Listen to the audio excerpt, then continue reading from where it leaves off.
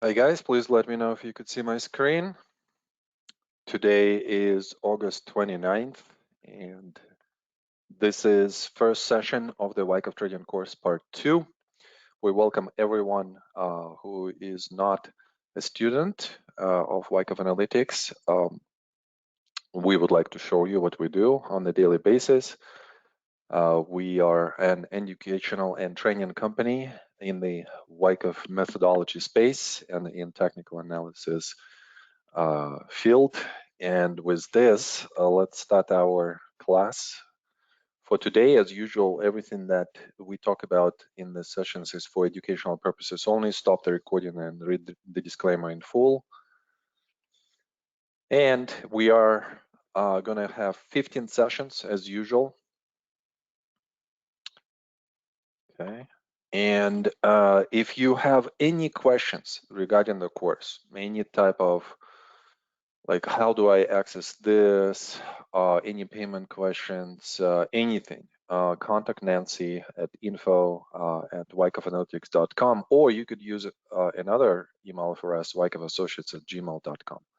The main thing that I want to communicate to the students who already signed up for this course and who's going to sign up today or tomorrow, for your homeworks, please send me just one file as usual. And you guys know, those of you who already went through WTC1, but I just want to reiterate this, that sometimes even WTC2, sometimes I receive like multiple files for the same homework. So please make sure that you combine all of the slides into the PowerPoint, PDF, or the Word doc, unless I specify. So for instance, for the semester, when we're going to start working on the anatomy of the trade homework, then that homework I want to have as a separate file for some other reasons.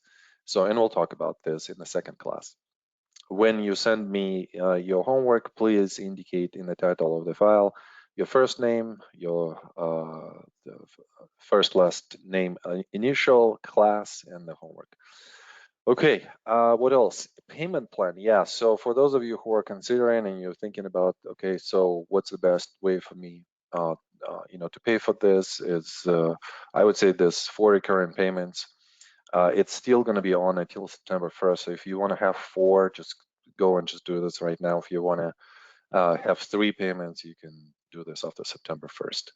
And then alumni. There are so many of you in this class always. I mean, like, it's just crazy.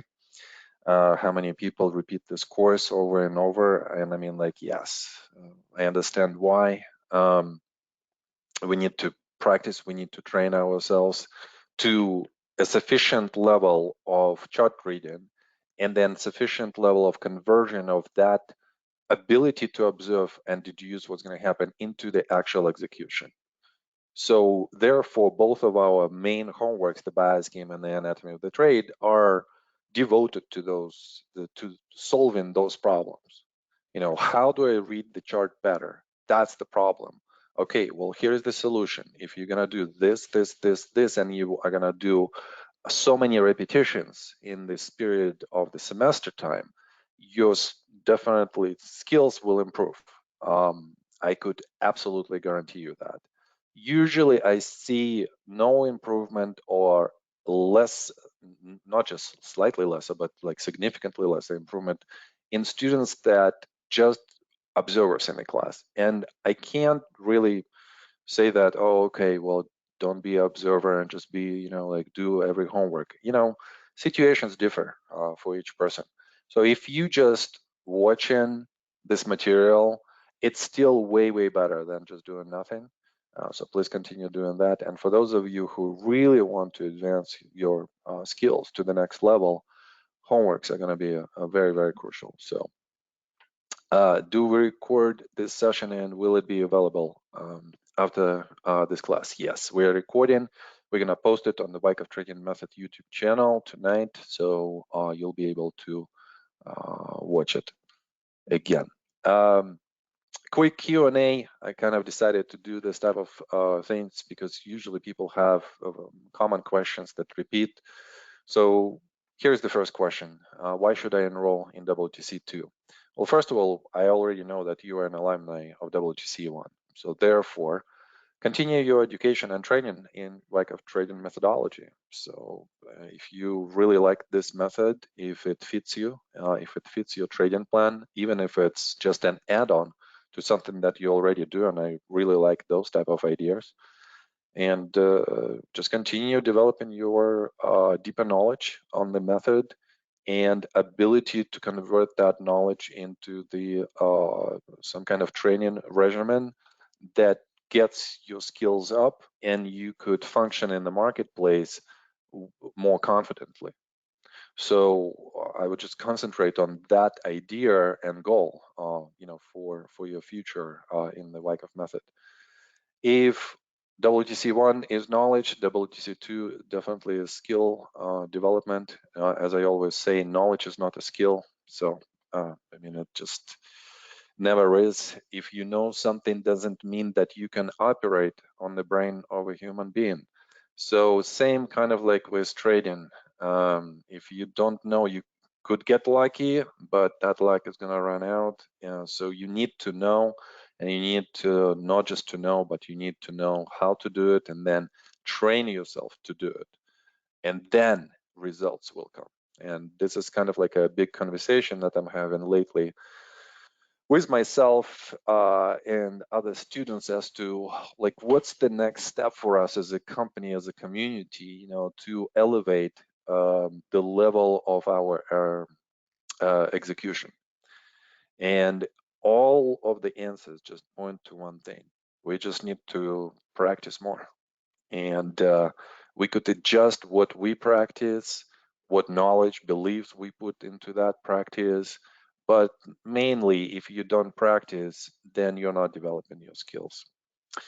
So WTC2 allows you to systematically and deliberately practice your Wyckoff skills through homeworks and in-class feedback. You will definitely become a better chart reader. Even in those situations, sometimes I see that WTC2 alumni come back to me and just comment like, okay, well, Roman, I've taken WTC2, I liked everything, and then, I'm still not seeing a lot of things. Like I'm doing the bias games, I'm still missing a lot of things. Again, it just like you have to habituate there for quite some time, maybe like for a year and a half, maybe even 2 years, who knows. And I'm not saying that you necessarily need to take multiple classes here, although preferable, because this is the system. You are given an accountability tool in this class that allows you not to skip your homeworks. And if you do this like for 15 weeks consistently, then that produces the result. So with the bias games, you gotta put in your work and do the bias game, then post-analyze it, and then do the feedback into the next bias game from the previous bias game, and keep the score as well. Because we want to understand what analytical mistakes you guys are making. And then once we know what to correct, then we can go for it. So it's very important to be very attentive with these exercises. Know yourself better as a trader, anatomy of the trade. So you will have an opportunity to look at your past and to define what is most common mistakes, most common best practices that you do. And then based on that, start adjusting your current market behavior, which is extremely important. Convert your Wyckoff training into better trading results. I usually do not like to say this, but, and it was a question to me just yesterday, would, after taking WTC1 class, could you convert this into a more successful trading? And I said yes and no. Yes, if you are already technically inclined, like how to read the chart. So this course is just going to advance your knowledge and it's going to develop it in a more fundamental way. It's going to, develop so many layers for you there. So you absolutely could convert this right away. But for somebody like a beginner, it's going to be really difficult. So it's going to take some time. WTC2 is a different level. So here, even after the first semester, you could drastically improve how you read the charts.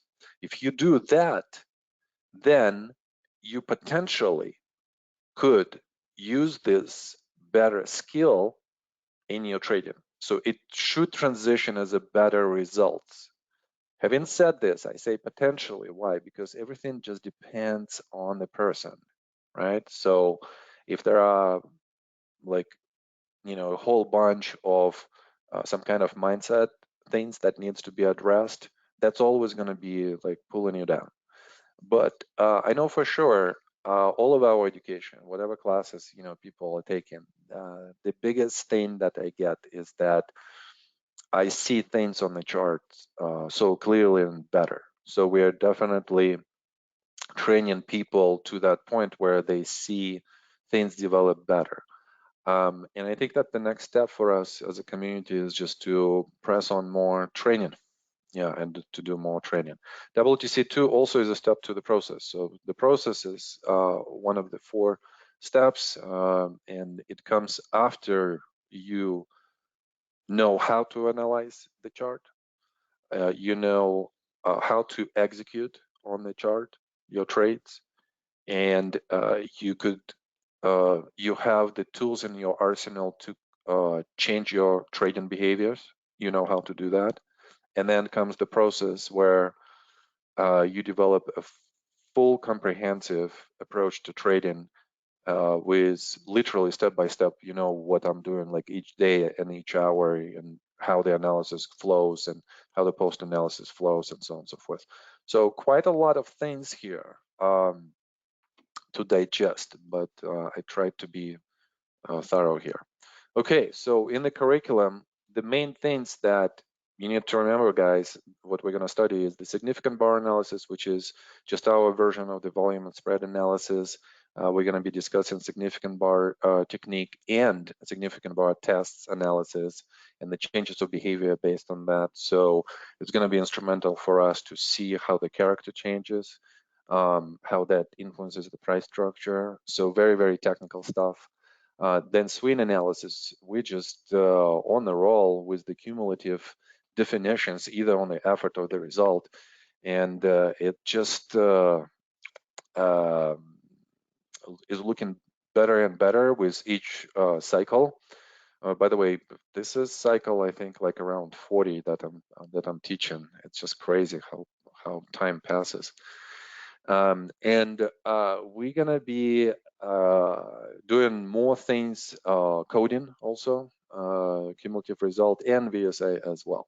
And then this very, very exciting thing on the sequential bias analysis. So again, with each semester, we're improving because there are always questions. I love students' questions because it's a contract between you and me to develop something new. I just love that. And WTC2 is our R&D class. So this is where we create together, and I can't fully take credit for the sequential bias analysis. It came kind of from WTC2, but I know that there were contributions by different students into that. So we will discuss how to analyze the trading range step by step and to define the bias of the trading range. And that's a huge improvement from just kind of like concepts to such actionable steps that you could actually quantify them.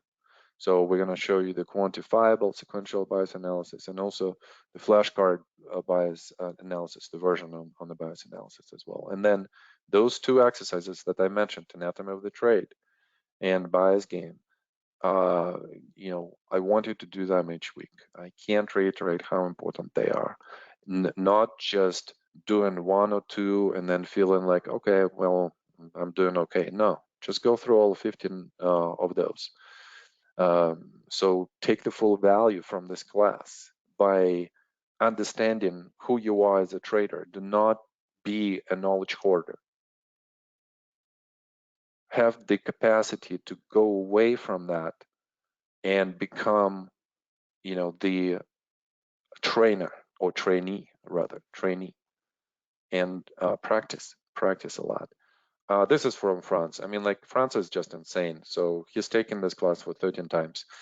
I don't know at this point, Franz, how you do this. But it's just been a lot of fun, to have him in the class. So I really love this testimonial. Just stop the recording, read that, and uh, you'll see what kind of points Franz is making. All right, for those of you who are here for the first time, you've never been with us, yesterday I've conducted the WTC1 open door class, so you could watch it. You could watch yesterday's session on Wyckoff Trading Method YouTube channel, so please go and check this out. It's already there. And we discussed the fundamentals there, price structural analysis, changes of behavior, changes of character, changes in the price structural environment, behind the Wyckoff events and Wyckoff phases to understand the structure of the price, and then also volume and price analysis with the most important law of effort versus result, bar by bar, our VSA version, swing by swing analysis, historical analogs, relative and comparative analysis, trade management, and last session devotes to the Q&A. So go check it out. It's on YouTube.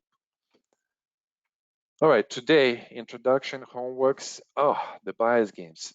This is probably the last correction that I haven't made. So when we're gonna talk about the bias game at the end, into the end of the session, let's figure out which bias games we're gonna do.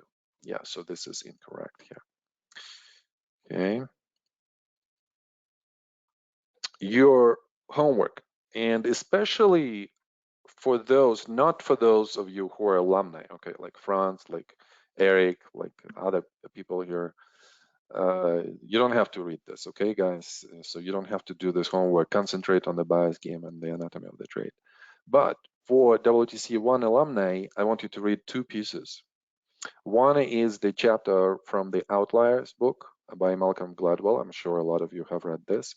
And it's the chapter on 10,000 hours. And the second piece is an article which was published in 1989 on the Olympic trials of the swimmers and who gets into the team and who doesn't. And, what did the researchers noticed about the practice or the way how people practice before the Olympic trials and what works. So I want you to read both of those two pieces and we'll discuss them in the next class, literally just 5-10 minutes. And I'm going to show you some of the example of how people are tracking their progress in trading with the concepts, from these two pieces. And those two articles already, for those of you who already signed up, if you go to your student profile page, that's going to be, under the class page, you're going to see that. And also there, as usual, I'm going to be uploading the video and the slides. Okay, another quick question. How can I get the most value from WTC2? I'm going to be very short here. I already said all of those things. Do your bias game weekly homework each week. Post-analyze your bias game homework each week. Collect the stats for the bias game exercise. Do your anatomy of the trade each week. And create the feedback loop based on your past behaviors from the anatomy of the trade exercise. And that would be the most value that you could extract. I mean, obviously, on the top of this, I'm going to give you some lectures, right? So I'm going to bring the new knowledge on both significant bars and the swing analysis and the sequential analysis. So that's going to be, like always there. And it's always good, to repeat and see what's new. But this is the essential work that you need to do. So I just want you to commit to this. And again, absolutely understand people who are 9-to-5, families, commitments, and so on and so forth. If you just want to watch this, just go for it. Again, something will be observed and retained. And that's just great to hear. Okay, market update. Let's go for that. Oh, what a great day today. And even though I want to instantly go to Bitcoin, I have one thought before that, just looking at everything what has happened today. Look at how S&P is breaking through the local resistance level and breaking through the last breakdown, bullish. Look at NASDAQ, trying to do the same thing, maybe slightly behind comparatively, right? So not above like S&P, but still positive pattern. We'll talk about this. Russell overcoming local points of the resistance. Dow is doing the same thing and recovering from this long-term demand line. And then as a confirmation to this bullishness, Bitcoin speculation is going up and demand is coming in. So that's a good confirmation. Oil out of the spring position is going up as well. And even though today was not the biggest volume signature, it still made some progress. And more importantly, we'll discuss more of the character of what we see here. And then as a confirmation, 10-year yield is continuing going down after what we thought potentially could be an upthrust after distribution. So everything correlates correctly here. The market is going up, the yields are going down, the crude oil is going up. If there is some kind of improvements that the market is showing, then oil should confirm that.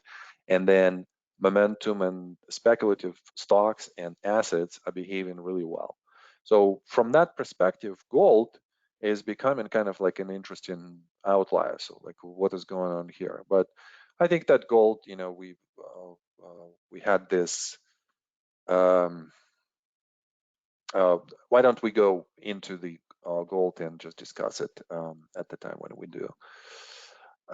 This could be just the rally that is still going to be confined by the trading range. So there are a couple of scenarios here. I wouldn't say that this is a clearly defined bias at this point. There could be a change that is unfolding. So we'll have to be a little bit more detailed into the character of what's going on right now. So, okay, so let's go to Bitcoin just because it's very exciting. I'm sure that people want to hear this and want to hear the analysis. So we're looking at the big structure with the selling climax around June of 2022. And then from there, the trading range develops. We have positive upthrust action into the capitulation bar, which is the most important bar on the chart. And that in itself suggests some bullishness. So even that early, even at the secondary test right here, you could kind of start sensing like demand that came in was absorbing a lot of supply. So it looked like a completely different structure than the redistribution structures before. But then definitely we go into this period and this is just a distributional local top or redistributional formation right here. This is all to the downside, so a local downtrend and basically weakness. This is just a variation on the complex trading ranges where you're gonna have the change of environment from, let's say, bullish environment to more bearish environment, localized, obviously, to a more bullish environment, and then into the emergence of the uptrend. So that's what we kind of like observing here. And then the key to the bias was in this. And at the time, we were pointing out that those volume spikes where the price stops were significant and the price would consolidate after them. So this was the largest volume spike in the whole downtrend. There were 5 instances of this volume spikes. And then when we look at the extension below the support, the actual breakdown point, right? So we see how there is such a shortening of the thrust into the emergence of immense amount of demand. So what does demand do immediately after that? Obviously, testing. And testing is locally all successful with the slightly higher highs, higher lows, diminution volume signature, especially into phase C with the local attempt to spring, which becomes the last point of support, very inactive by the supply test. So even if we don't catch it here, our analysis, and this is what we said right here, was the great place to open the position. And we said that we're gonna go into the uptrend right now. Why? Well, because demand showed up. And demand showed up in this place, in the second place, better than in the first one. I mean, like there are just different purposes for that demand at 1/2.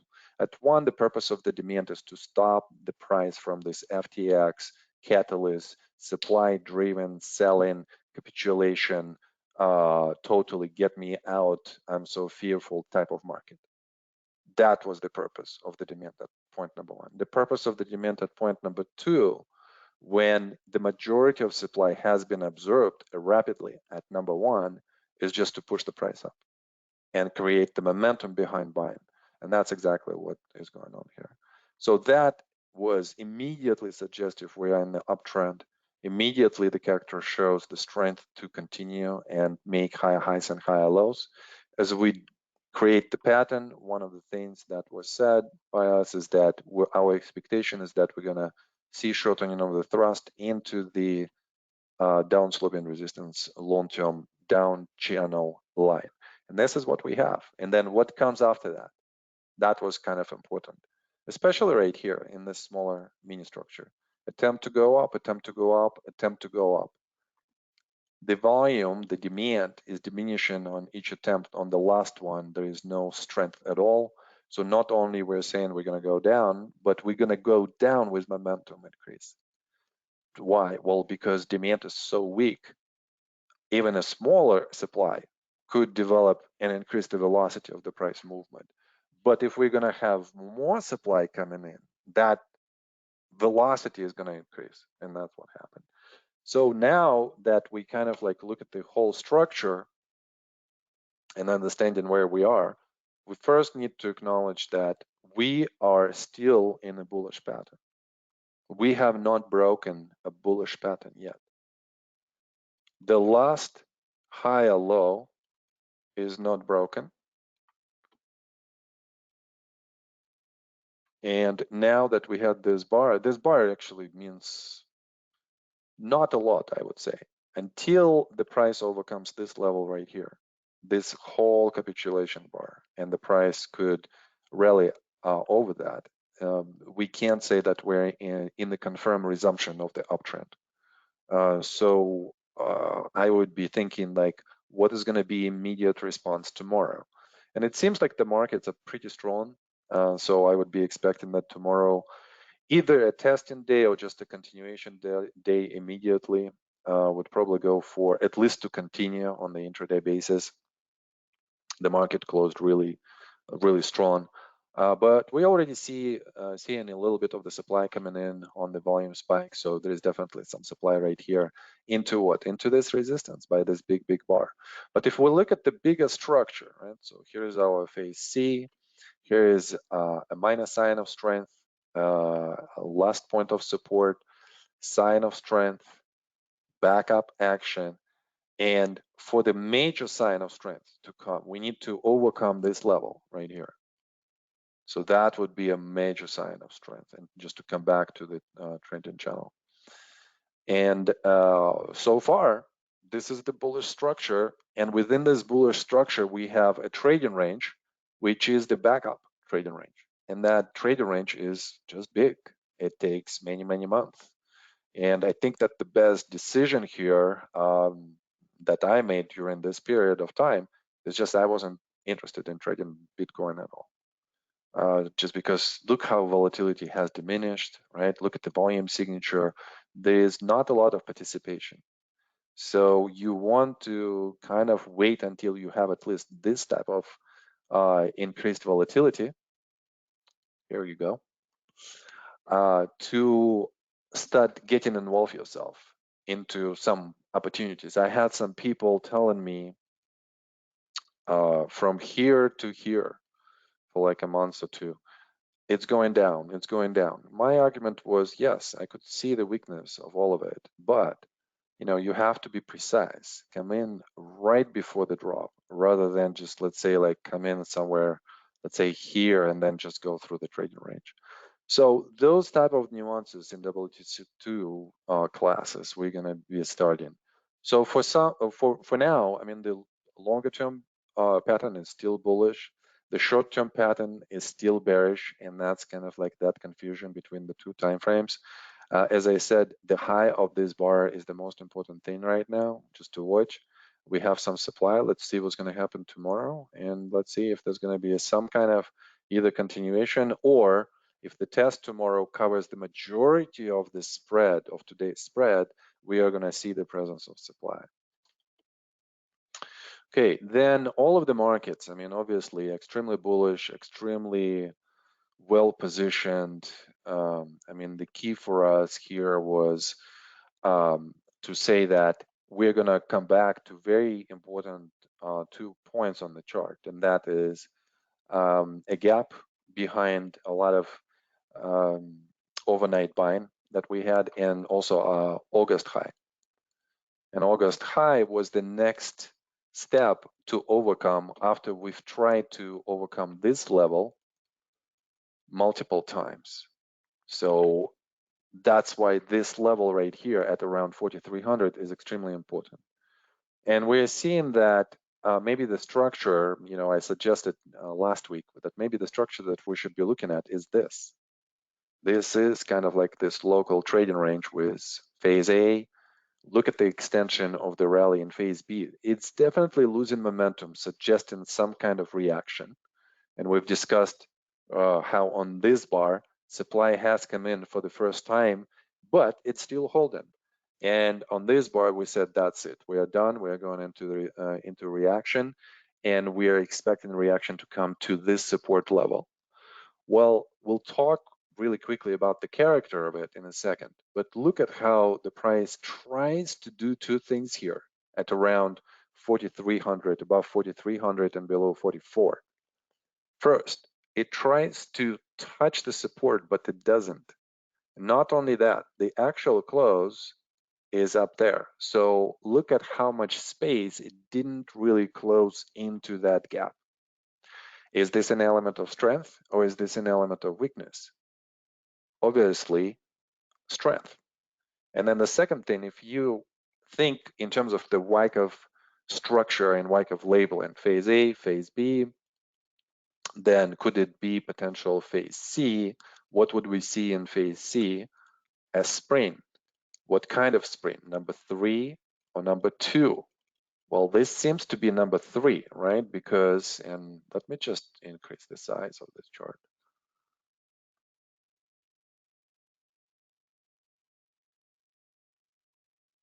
So if this is our phase C, right here, this is a spring. This is a test of the spring. And see how this distance from the support to the close is, you know, quite extensive. I mean, like it just, there is no movement here. There are no closes below this level. And then the second objective for the price to go down was to violate, you know, the support, and just to see what kind of demand we're going to have here. And right away, there is no commitment below the support. The tail on the intraday basis is not extending too much. The close is in the upper part of the spread, and it just behaves like a spring. And behind that, also a slight increase in the demand. But overall, this volume signature is definitely less than, let's say, the beginning of the reaction.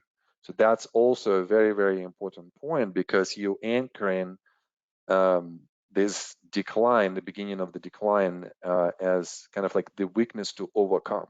And you could see that the selling has diminished going into the last leg and into the support and into the spring. So it just was a favorable moment here for the bulls. I thought, you know, just to start thinking about opening the positions. I actually started being a little bit more active in the marketplace, because during the reaction was to do just, you took the profits already, so you're just looking for opportunities. So it was a time to select,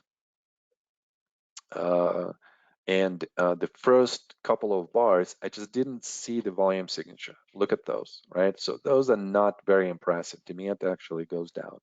But at least there is an ease of movement a little bit, like we are committing above the some of the local resistance right here. So that showed some potential. And then Thursday comes. Wow, what a beautiful bar.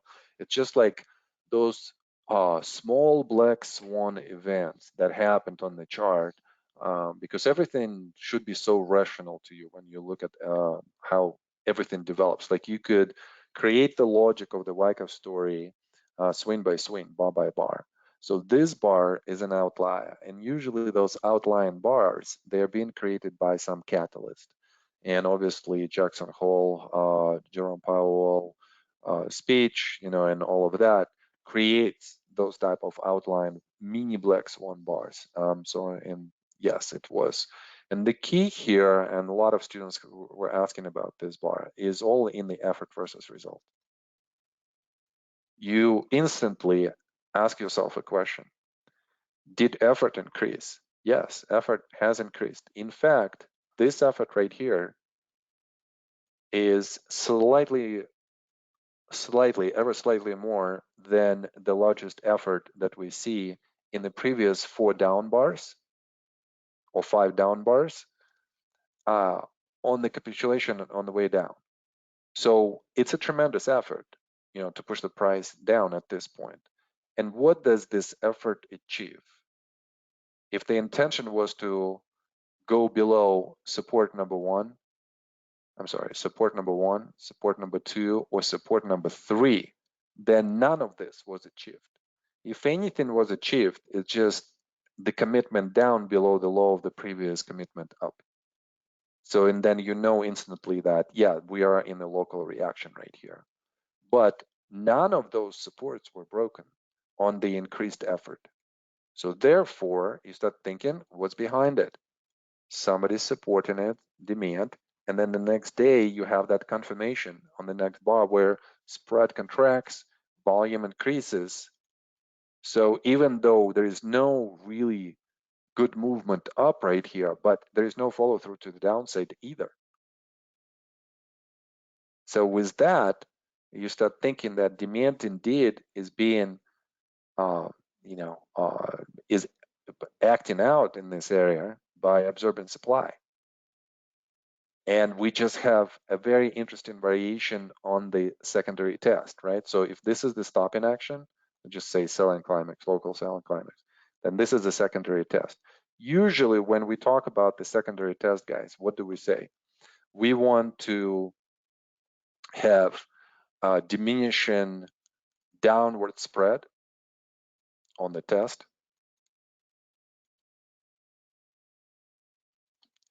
And then we want to have volume to go down, meaning that selling has gone down. This is your usual typical secondary test. What do we see here?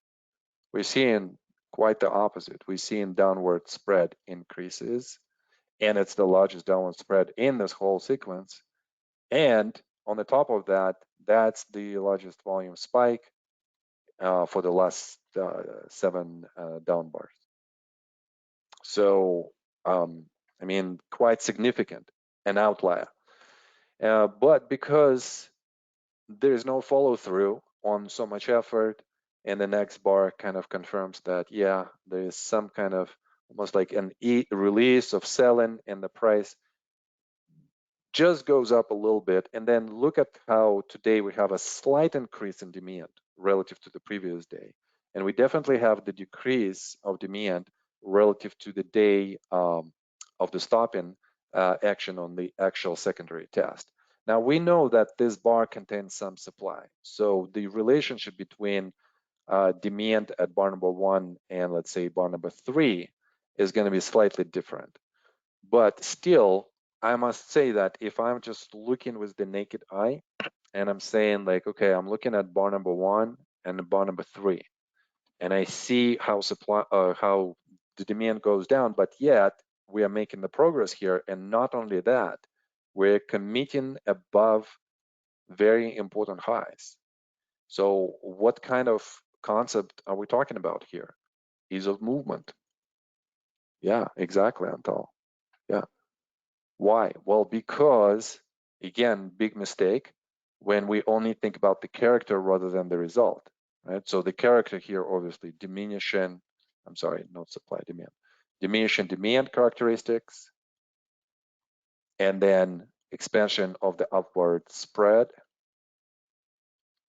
And on the result side, we need to see the commitment above resistance. And we have exactly that. So this is a beautiful bar that we've manufactured today. It's confirming the character of the decline. And I don't think that we've discussed this because the last time we had the class, WTC2 class, was in July. Look at this character with which the price starts to go down, right? So supply is gradually increasing, and then there is a lot of it. And then finally, that increase in the supply breaks the local structure. So here we are confirming that we are in the reaction. Then look at the weakness of the rallies here. So here we are commenting that because of the weak rallies, we are going to continue to the downside, probably one-to-one relationship in terms of the targets, and then support as the most important support. So this was our target right here. And then the last leg down, the spread is not astronomically bearish. I mean, like looking into the end of the banking crisis here. This is where the spread is actually increasing. Supply is extremely aggressive. Here, do we have that? No. Spread is decreasing.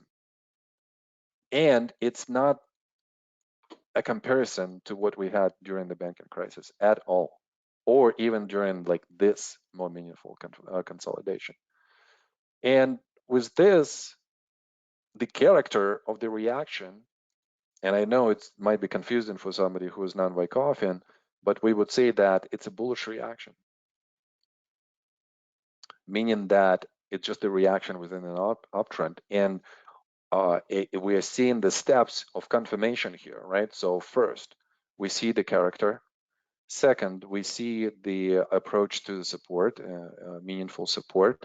We see also the Wyckoff structure in the spring. We see the confirmation at the test, how demand actually emerging. And now, number 5, we see the confirmation of the ease of movement on the today's bar overcoming the local resistance. So at this point, I think I'm thinking that we could have, first of all, continuation up and potential touch of 46. That's number 1. If the character is to remain like this, and hopefully we'll have the moments where maybe around this bar right here, we're gonna have increase of the supply and demand would occur at the same time. Some kind of increase of local volatility, maybe on the intraday basis, but just overcome that moment and make the new high. That would be the most bullish thing to observe. But we also could go to the resistance and then stay in the trading range. So we still have to figure out, like what's going to happen. But so far, I wouldn't say that or the uptrend is broken. Not at all. Okay, NASDAQ. So slightly less attractive because of the strength characteristics compared to the S&P on today's bar. But the principle behind the structure is kind of the same. Buying climax, we're seeing this climactic action. Then we're seeing the secondary tests that are higher at the higher low, extension in phase B, small distributional range that suggests, the touch of the support, spring test, and so far we are there, right? So I wouldn't really be saying that this is an ease of movement. Why? Because we needed to overcome this high and we didn't, but it's still, a bullish character type of bar. So we just have to see what kind of test we're gonna see tomorrow.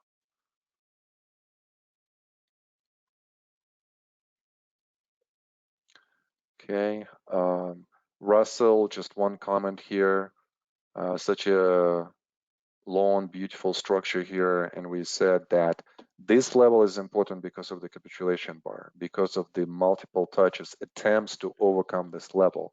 actually overcoming this. And this is that moment that I'm talking about. Like if you want to overcome the resistance on the S&P, create some kind of local volatility to the upside and to the downside at the same time, and that's going to kind of produce the best result.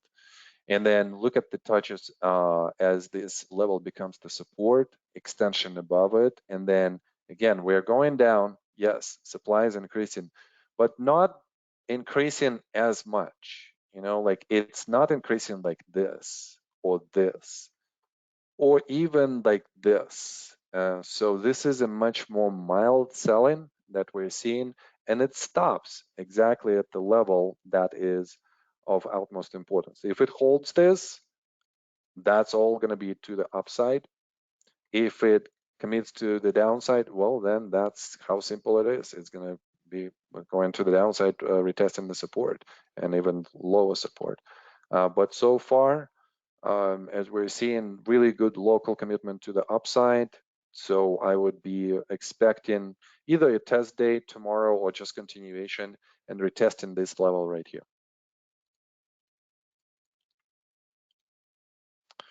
Okay, let's go to oil. Let's do gold last. Okay, beautiful structure. The first bullish activity we found on this bar right here. Not going to go into the details of how. You could go to our Twitter and look at our analysis, posted analysis at that time, so at the beginning of the year. And then the next bullish event was the terminal sprint. And terminal sprint just basically suggests that the downtrend is done. We could have the retests of that, obviously, which we did have. And the reason why we had that retest is because of this OPEC decrease in production over the weekend, news that brought a lot of the supply. And we said at the time that we want to see something like this. We want to retest like the double bottom, but with the higher amplitude of the rally. Unfortunately, it did not happen this way. So this character prediction was not done correctly. But we definitely thought that there was sufficient supply here to do the retest later at the same level. And we did have that. And then this bar comes, and again, very simplistically, commitment down, you're going down. Commitment up, and you're holding, then you're going up. And we stated that after still some increase of the supply, we need to do the testing. And this testing is going to come in three parts: 1, 2, and then 3. Bullish part, where supply goes down and we possibly are having higher lows.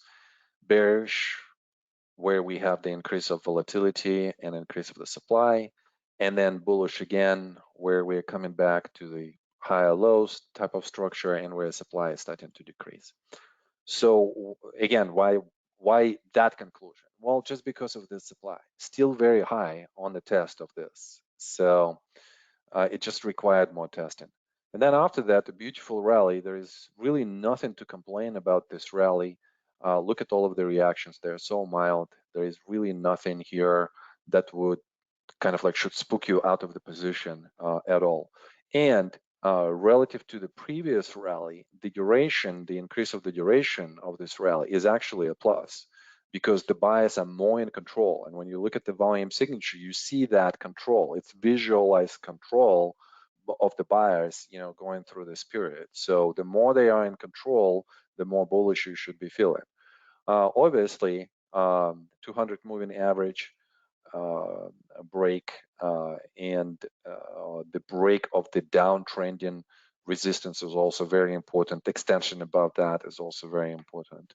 And those, again, another attributes of bullish behavior. And then we stated that, okay, we like that we've ever slightly overcame the previous high. Now we're going to react. So how we're going to react is going to show us whether the previous rally was, in fact, you know, more of the rally as an accumulation rally. And we're seeing none of the aggressive character of selling. If anything, supply has decreased over the previous areas where we would be seeing some kind of declines. And the spread on the decline has decreased dramatically over, let's say, the previous reactions of any kind, even some tests here in this testing process. And the last thing was that we said we still have enough room here from 85 to go to like 77, where the moving average is, the 200 moving average. And we still would be bullish. So at this point, we are in this formation right here. And if anything, we could say, okay, maybe this is a minor sign of strength, and maybe we're going through the minor backup action right here as a trading range. So I think that oil is still extremely favorable for the bullish bias, and very opportunistically we should be trading it.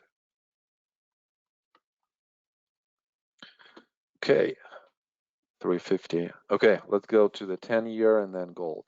Okay, so we've talked about, for those of you who are new to our analysis or you haven't heard this, we've talked about the shortening of the thrust going into the climactic run, stop in action as a buy and climax, low or high, and then the most important bar right here as a change of behavior bar that suggested right away a couple of things. That first of all, we are in the distributional formation. As we started losing the momentum on the way down, which suggested that we're going to go into the rally. We said that the rally is going to come to this level, to the low of this bar. It's just there is too much momentum and strength behind this change of behavior bar itself, and also behind the decreased momentum. So this is a very counterintuitive thought. Like I'm saying that there is weakness in the loss of momentum by selling. Why would I say that? Well, look at how much of the extension down this loss of momentum part of the reaction has. It's just insane how long it is, and then how far down we go on it. So all of this, even though selling is decreasing and suggesting a rally, all of this is still weakness. And that confirmed the distributional bias. And then once we saw how weak it is, we said not only distribution, but the TP formation. And a TP formation is suggestive that we would not touch the buying climax on all of the attempts to rally to it. And the beauty of this chart is that it was unfolding exactly like this logic, such a beautiful Wyckoff logic that we've created. And then the Fed comes in. So Fed here is stating, and this is a really great lesson for all Wyckoffans. Fed here is stating that we're gonna do the rate hikes in February, March, and May, and then we're gonna stop. And then something changes. And you could sense and you could see from even like the local structure that this policy is changing. Something is going on. So then they're coming out and they're saying, you know what, instead, we're going to do 1 to 3 more hikes going into fall. And that's what it is. I mean, the cause of this rally is in the statement by the Fed. And why am I saying that this is a really good lesson for us Wyckoffans and for anybody to understand what does a statement market is uncertain mean? That's exactly what it means. You don't know how the Fed is going to behave. The Fed is going to create the price structure by issuing all of those policies and following those policies, and that's going to influence the market structure. And that's what exactly has happened. So our goal is not to be linear in the way how we think about the price structure and how it unfolds. Our goal is more about like being a water, right? Just following, what's unfolding and have the capacity to understand where change is happening, where change of behavior is happening. So even though it was not fully understood at that time, the full causality of it, but the technical picture was pretty decent. I mean, like, especially William was just spot on this whole thing. And, you know, he was saying how we are still going to go up. Bruce was talking about the PNF. I think the PNF came to 4.3 to 4.5, this range. And then at the end of it, I started saying that this is probably it. We're seeing shortening of the thrust. We're seeing diminished momentum on the very local basis. And we are in the area of the upthrust or the previous buy-in climax resistance. So these are the conditions that we need in order for us to produce some kind of reversal. And then obviously a change of behavior bar comes, and our comment last week was that we probably have made that high, and we probably have experienced upthrust after distribution in the distributional formation, which is not TP formation anymore, but still distributional formation. So I wonder if it's going to hold. So we'll have to see. But just a very, very interesting market in the way how it just unfolded and, you know, developed. Okay, 355, last one, gold. So all of this volume during the banking crisis as a hypothesis is just a hedge by institutions, institutional hedge. They're basically saying the banking crisis has such a possible systematic risk akin to what we've experienced in 2007, 2008. I think the good argument here could be that yes, to a certain degree, but probably after we went through that crisis, we are much better. And I heard the reports that banks are much stronger at this point of time. So I doubt that we would have something like this. But relative to the you know, some other events, we just basically were saying like, okay, it still has the potential to become something bigger. So they bought some hedges, they installed some hedges. After that, momentum is being lost. Why? Because they're doing nothing. They're just waiting. And then this change of behavior, which is a local change of behavior, shows some selling. So with that, we're seeing how institutions bought into the position, hedge position, and then they closed it approximately at the break-even point, maybe slightly up, maybe slightly down. It's insurance. When we pay insurance, we are expecting the premium to be fully, you know, be gone. And at least they did not lose a lot of money there. So, but what happens afterwards? Because afterwards, look at the volume signature just in general. The volume here went down. So that is suggestive that they've done what they wanted and now they're just not fully participating. Okay, but there were two developments here during this latest trading range. And I mean this structure right here. The first development was just the initial weakness of the rallies. Even this one right here and this one still cannot overcome the most significant bar that defines the selling zone for us.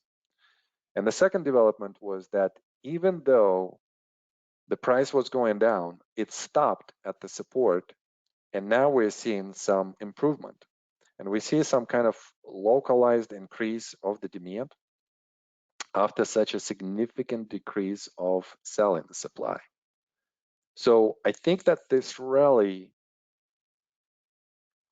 could potentially come to this level and maybe try to attack it. I'm not thinking that it's gonna, although no, if there is an additional demand that's coming in, maybe like at the level that we had here, this could produce actually a slightly better result, which could, you know, attack this area right here. So even though we're still in a bearish environment right here, so long term, very long term is up, intermediate down, and then the short term is up. So these are our biases for now. So we need to see that the short-term bias would overcome specific level of the resistance in order for us to say that there is a change of behavior to this bias right here. And that's what I'm kind of like trying to see. Is it going to happen or not? So the result is going to be of utmost importance. Okay, I think that's it. Are we done with everything? Yeah. Okay. All right, guys. If that's the case, let's go back to our slides. Every Wednesday, together with Bruce, we conduct the Wyckoff market discussion. This is the class where there is so much information going your way, from long-term charts to selection to short-term charts, intraday charts, and then from technical analysis to macro analysis, business cycle analysis. You could submit your charts for us to review from time to time. And each Wednesday, it's just like a really great event that we always have, very dynamic. We also have a scanning segment right there with John Colucci. So go check out this offering on our website and join us. This is John's Wyckoff market report. So John does Wyckoff contextual scanning. That's why we're extremely interested in his lists. So he brings us the stocks that are close to these points, right? So a sprint, LPS, upthrust, backups, breakdowns, and you could see John's work in WMD sessions. So if you attend a WMD, you'll naturally will see some of the work that John does. Okay, next question. How do I train myself to get to consistently profitable level of trading? Even today, I had a conversation with one of the students who is actually in this class, and he was asking me, ask me how long did it take me to get to this level where I am? And 4 to 5 years, he said. And I definitely think that there is still quite a lot of improvements that could be made.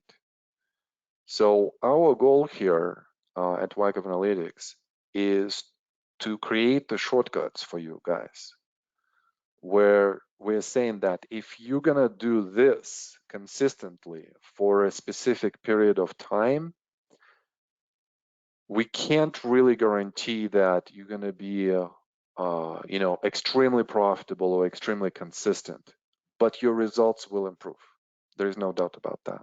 I mean, like, if you are not kind of like going through this material just as an observer, and you actively each week participating internally with yourself or with me or with your peers in the discussion of I'm realizing I'm making mistakes and how do I correct them, that type of mentality and approach to your studies will most definitely be extremely beneficial, and you will see this your profitability level to go up and consistency levels to go up.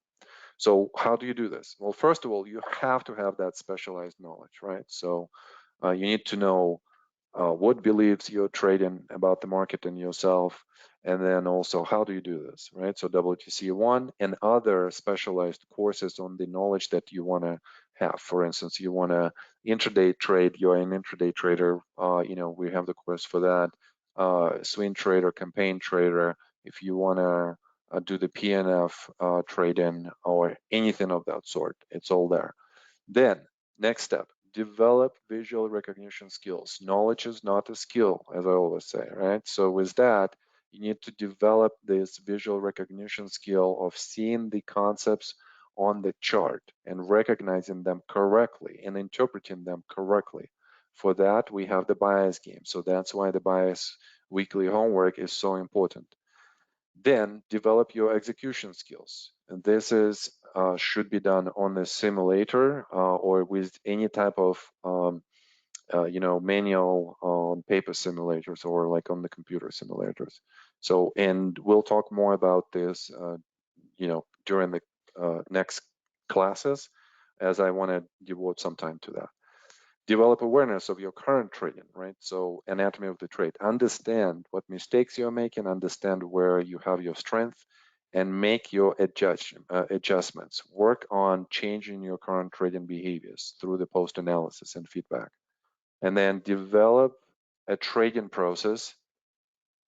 For that, we could go through the Trust the Process Special in the process group, and then the last thing is to work on your mindset. I have had quite a few students throughout the last, like what am I teaching, like 15 years or something like that.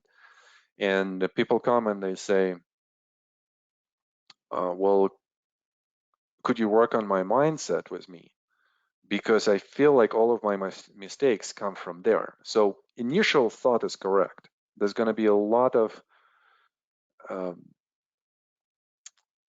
emotional knots that create resistance for you to do what you want to do in trading. You want to be consistently profitable, but those emotional knots that are deep inside you, they would have a positive benefit for you to behave in a slightly different way than the consistently profitable way. So that's the easiest way how I could formulate this. So, but before that, you need to acquire the skill of interpreting the chart. So with that, I mean, you really have to practice a lot just on chart reading. So I usually say when I see that discrepancy between what the person wants and where the person is technically, usually I regress to the technicality, to the technical training first. And right away in mind comes all of this, stories about samurais or like any type of like, Zen and the Art of Archery. I love, this is my favorite book on Zen and teaching actually, like I took a lot of teaching techniques from that book. That's how much I love that. And you kind of have to understand where you are and where you're going and how much time it's going to take and what difficulties you're going to have in front of you, not to be discouraged to quit. And again, it's all in the repetition, it's all in practice. And usually I am that motivational in my first session, but then after that, we just work, right, guys? Okay, main issues for traders, students, and their analysis. Observations of market participants, understanding how you see them on the chart, what their intention is, and whether this intention was materialized or not. Then making correct deductions about the market participants' intentions, looking at the bias, timing, and the character. Usually, we lack observational skills. The very example that I usually do at this point, I ask you to look around and just realize how many things are around you. Could you actually out of your memory, just make a list of all of them, including the colors, the size, the weight or the position in the room where you are right now? It's almost impossible. There is too much data. There is too much information. So with that, our observational skills are somewhat, poor. Then we observe subjectively sometimes, something attracts us more. So for instance, in trading, when we look at the chart, you could have like a big bar to the downside on a huge volume spike. That's what's going to attract you, and rightfully so. But maybe there is some data that is important that comes prior to that, that is not as screaming and therefore not so subjective. Then obviously just our incapacity to collect sufficient number of observational data points to create a comprehensive assessment of what's going on in the chart. And then going into the deductions, kind of the same type of things. We look and then we interpret our observations incorrectly. We don't systematize our observations and therefore deductions as well. Or we put the weight of evidence on something else. So we might put the evidence on how the big red bar looks, but we don't put the weight of evidence on where it actually stopped and whether it committed below the support or not. So with this, here is our first exercise, and obviously I'm looking forward to see everyone to participate. We have 7 bars, all of them are up bars, so therefore everything is in green. And I want you to make your observations about these 7 bars. Let's start with bar number 1. So fire away. What do you guys see on bar number 1?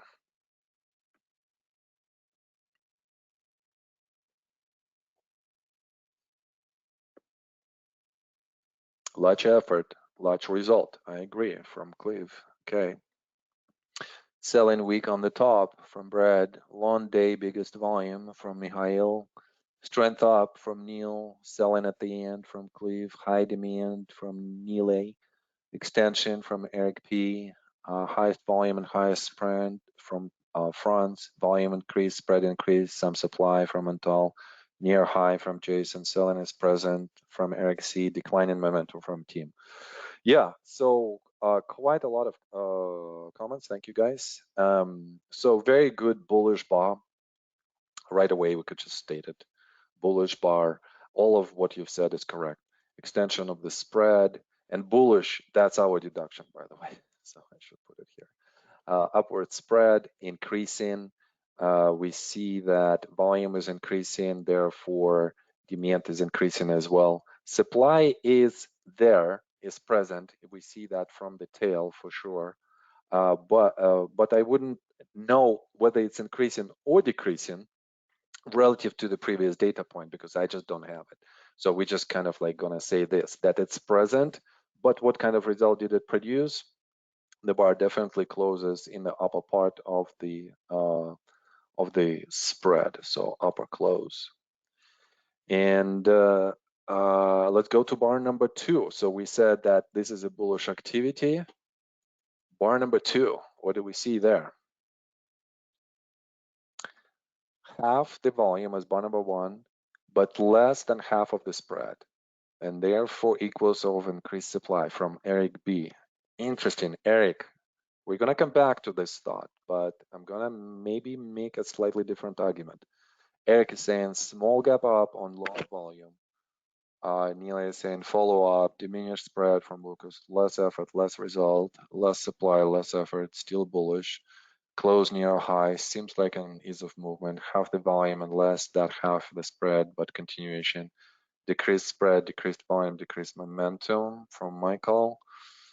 Volume down, spread down, demand down, but supply as well. Closes better, continuation, diminution, return, but less volume too. Okay, great comments, guys. Yeah, so we just basically, on the continuation, we want to understand, all right, look at the spread extension, right? So, and let's just compare what we have here to the previous spread, right? So, as a lot of you said, we have 2 units of price movement to 1 unit of price movement, and that's the difference.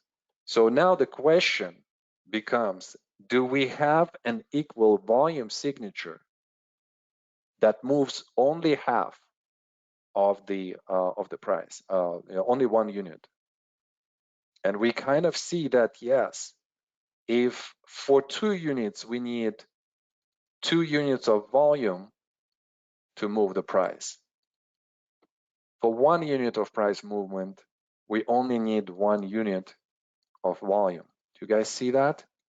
That's kind of like a little bit elusive concept because right away we were taught in the technical analysis world that, oh, diminishing spread right away suggests that we are lacking the momentum. Yes, momentum is less, but equal to the effort that the demand exhibits, did we move the correct amount of price movement? And Eric B is saying, yes, I do see this now, yes. So it seems like, you know, again, 1 unit of price movement to 1 unit of volume. Still our deduction is gonna be bullish. Okay, bar number 3, what do you guys see there? So bar number 3, I'm just gonna, yeah, it's the same spread, meaning the difference between the high and the low. Okay, decreasing spread and volume, momentum decreasing, selling increased, effort, result less with supply tail, same effort as number 2, but lesser result. Supply coming in as shown by close in the middle of the bar. Increase of supply, spread the same, volume decreases, diminishing demand, some supply enters, Show up of the supply, similar effortless result, more supply relative, big selling week, larger volume. Okay, guys, yeah, I see it. Yeah, so we are saying same spread. What is the spread? Difference between the high and the low. Yeah, as the previous bar. Same volume. So, but the difference right now, we have a supply tail. So from this, the conclusion is that supply is increasing and demand slightly decreased. This is what we have. What is the most important question next about this bar?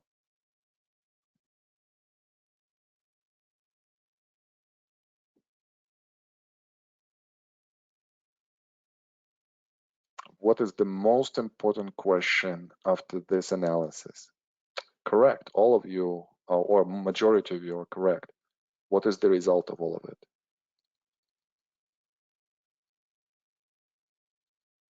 Okay, how could we judge the result? Did we commit below the low of bar number 2? No.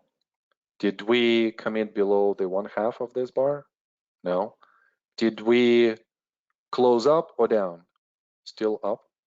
So it seems like there is no downward result except for one thing, and that is that supply tail that we have. So we should state here that our observation leads us to the deduction that supply temporarily came in and demand temporarily went down. There is no evident downward result, but there is a temporary intraday result in the supply tail. And that's it. That's all we need to know at this point. There is no reversal of any kind, nothing. So therefore, still bullish or still bearish?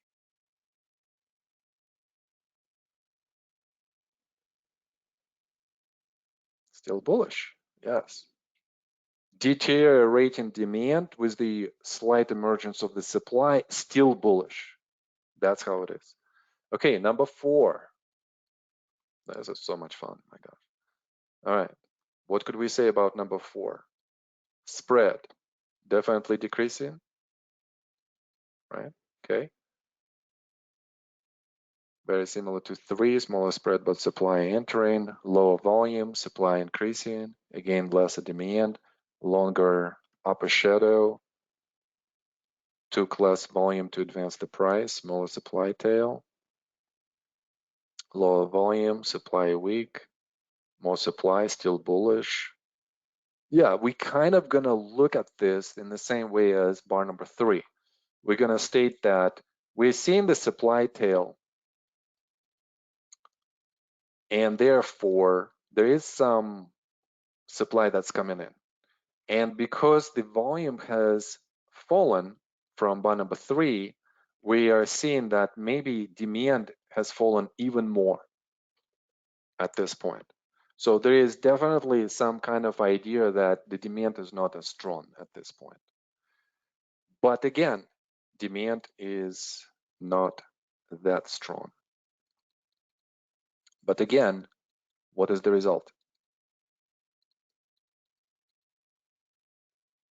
Right? So we are not seeing that supply is strong enough to push bar number 4 down. Like if demand goes down even more than on the previous bar, then how come the supply cannot move the price down? Something funky about that, right? So if something is not adding up for the supply. And then bar number 5 comes, what do you think bar number 5 is? So let me just erase this. First lower open, oh no, I'm sorry, supply coming in, tail in volume, but result is good, bullish from Tyson, pop in volume, poor result, demand is not as strong, spread increase, supply increase, increase of the spread and volume, increase of the supply, spread increase, but still bullish, more supply, more volume, larger supply tail, supply enters, profit taken from my weak hands from Lucas. Okay, Lucas. More supply. Okay, wow, so many answers. Okay, great, guys. Yeah, we're seeing that, first of all, just whenever you approach your analysis, and sometimes emotionally you might see like, oh my gosh, I need to solve this bar. So I see the supply is coming in. What's going on there? And you kind of, start thinking about this a little bit. Yeah, just relax, and start step-by-step process. Look at the spread first. Okay, so what is the spread doing? Just do the fact checks first, and then start kind of like thinking about the bias. Well, we see that the spread increased. That's number one. Is it bullish or bearish? Well, it's definitely bullish depending on how it closes, how it extends, right? So we know all of that. Okay, close is definitely still up. Then we're seeing that we overcame the area that we tried to overcome before, and on the intraday basis, we see the extension above this. So intraday extension. And we also see the increase in volume signature. And with that, we would be thinking that there is an increase in both demand, because demand needed to push the price up to that intraday high level right here, right? So who's going to do this? Buyers or sellers? Obviously buyers. So they pushed it up, and with that, demand has increased. But there is obviously an increase of the supply because of the supply tail. We see the close into 1/2, and 1/2 is okay, right? So 1/2, 50% retracement. So we know that demand has come in, supply has come in, and now on the next bar, we're gonna see like what kind of test we're gonna have. So if we look at all of this, bullish or bearish? Upward probe, yes, I like that. Still bullish.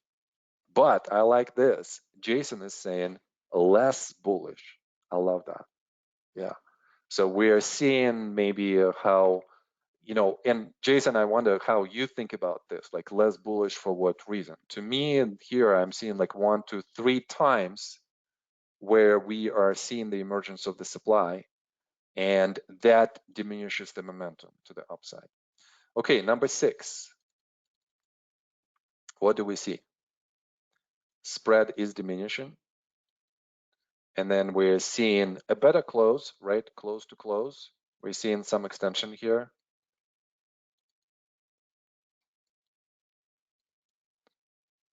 And then let me see your comments here. Buyers overcoming emergent supply, slowing momentum, okay. Diminishing returns, gap up on lower volume, ease of movement, smaller spread than number 5, close below the high of number 5, less volume, ease of movement, bullish, shortening of the thrust. Okay, got you. Okay, so I'm gonna blow this up a little bit so that you would see bar number 5 and then bar number 6, if I'm drawing this correctly, I hope. Okay, so quite a lot of you said that this is an ease of movement. Is this an ease of movement?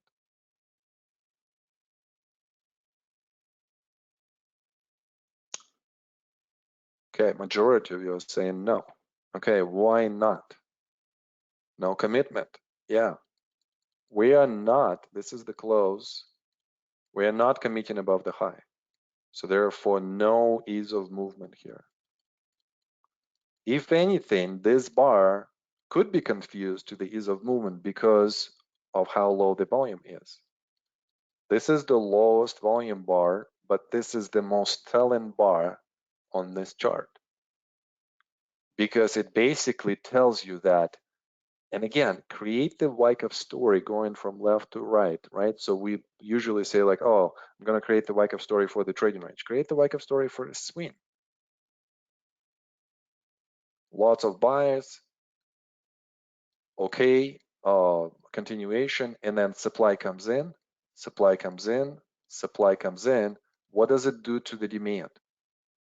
exhaustion by the demand in this area. Then demand comes in and supply comes in even more exhaustion of the demand. And then bar number 6 shows up like this, 2 units down on the volume signature from the highest volume. So that's the exhaustion of by the demand. And right here, you start thinking that if under these conditions, if supply is going to come in, you're going to have decline on increased momentum. So therefore, you start thinking, what kind of trade are you going to create? Meaning, what kind of asset you want to use if you have multiple choices there, what kind of time frame for your points of entry are going to be there, your targets, let's say like if you're trading options, expiration, strike, and so on and so forth. So quite a lot of things here to do. And then look at bar number 7. What do you see on bar number 7? I apologize that there is so much drawing, but let's just finish this. What happens on bar number 7?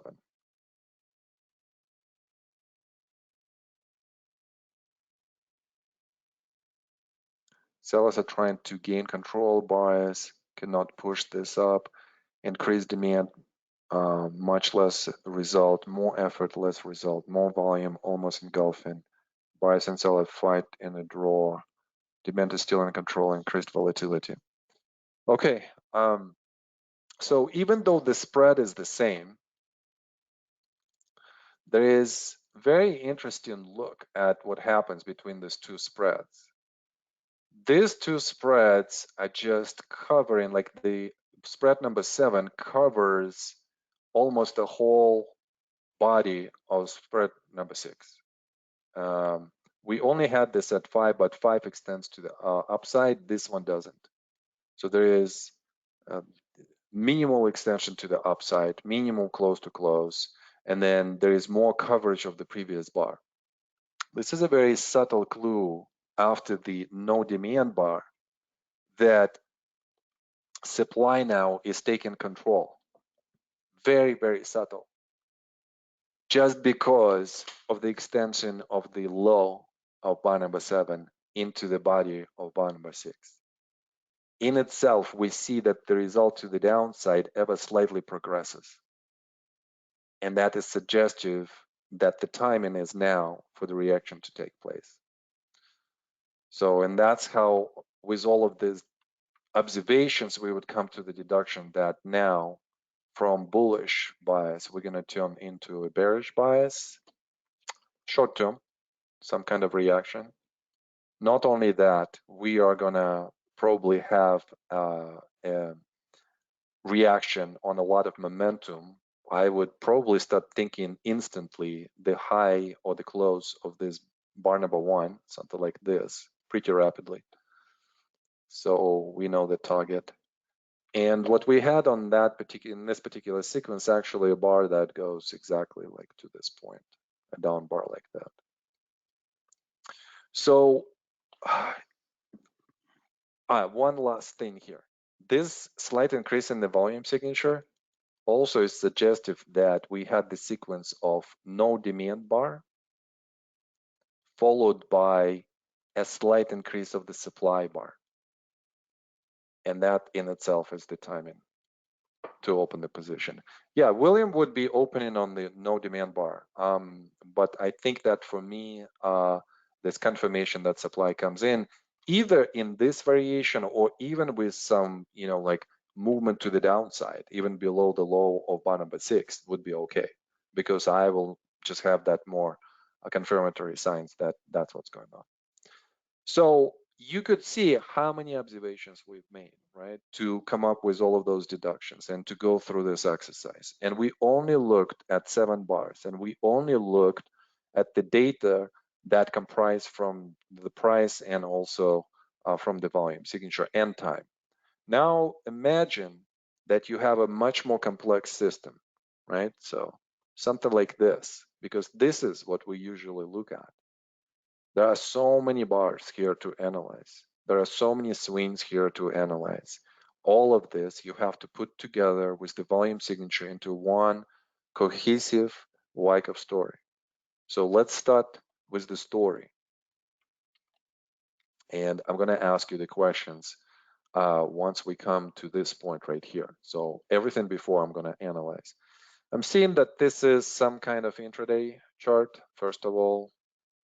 I'm also seeing that we are just covering majority of the Asian and European session. So therefore, probably an index or oil or gold or something like that. So right away, I just want to notice that. Secondly, I'm seeing that after the close, we had a move up, so maybe some catalyst, change of behavior, still bullish. There's really not a lot. It comes exactly to the point of the initial aggression. So this creates the trading range. And then we're seeing higher lows on the test. Nothing there in terms of selling, suggesting a rally that would overcome the stopping action into the upthrust. Another higher low, nothing dangerous. First sign that something is going on. Second sign that something is going on. And then third sign as an upthrust that locally something is going on. So now it's your turn. The next reaction looks like what to you guys? What are the characteristics of this reaction? What do they see? Change of behavior, Jason is saying. Agreed. Increased in volatility volume plus widening spread, Lucas is saying. Agreed. Volatile, Francis is saying. Yes, volatility increase from Tyson. Increased spread, yes. Okay. Vertically down, Eric C is saying. Increase of supply, increase in volume. Yes, all of that. Then the next two rallies or three rallies or four rallies, how are they in comparison to the previous downswing? Yeah, break of local support and extension below that, absolutely. Timothy is saying TP formation, okay. Failure to overcome breakdown bars from Mikhail. Yes, oh, one half of the correction, weaker rallies right here. Yes, absolutely. So we're seeing weakness of rallies and strength on the extension, the volume signature, which is we're seeing here, increase in the volume signature during probably European session, and then the break of the structure. Yes. Okay. So then the next reaction, strength or weakness?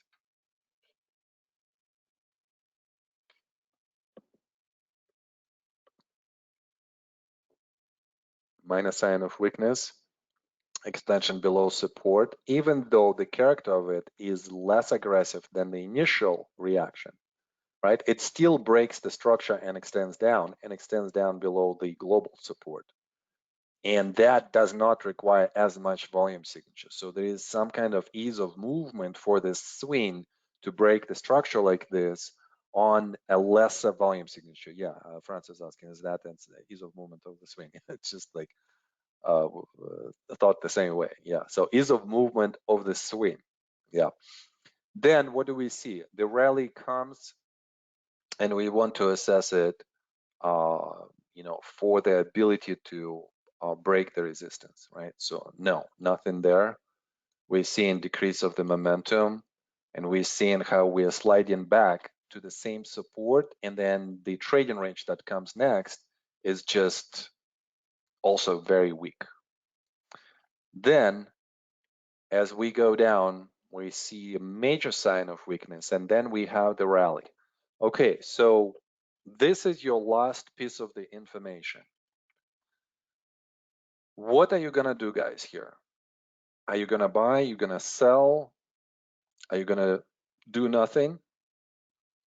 This is the beginning of the US session. Okay, nothing. What other trading decisions could we do here? Sell, short it with the stop at the bottom of the trading range, sell, short. What about such strong rally? Looks like a change of behavior. Wait for the trading range to form. Wait to unfold. Wait for the test. Wait. Okay, so all of the people who were like thinking like, wait now, you guys are coming out. Looks like a change of behavior. Short. We are rallying. Nobody wants to go long here. Okay.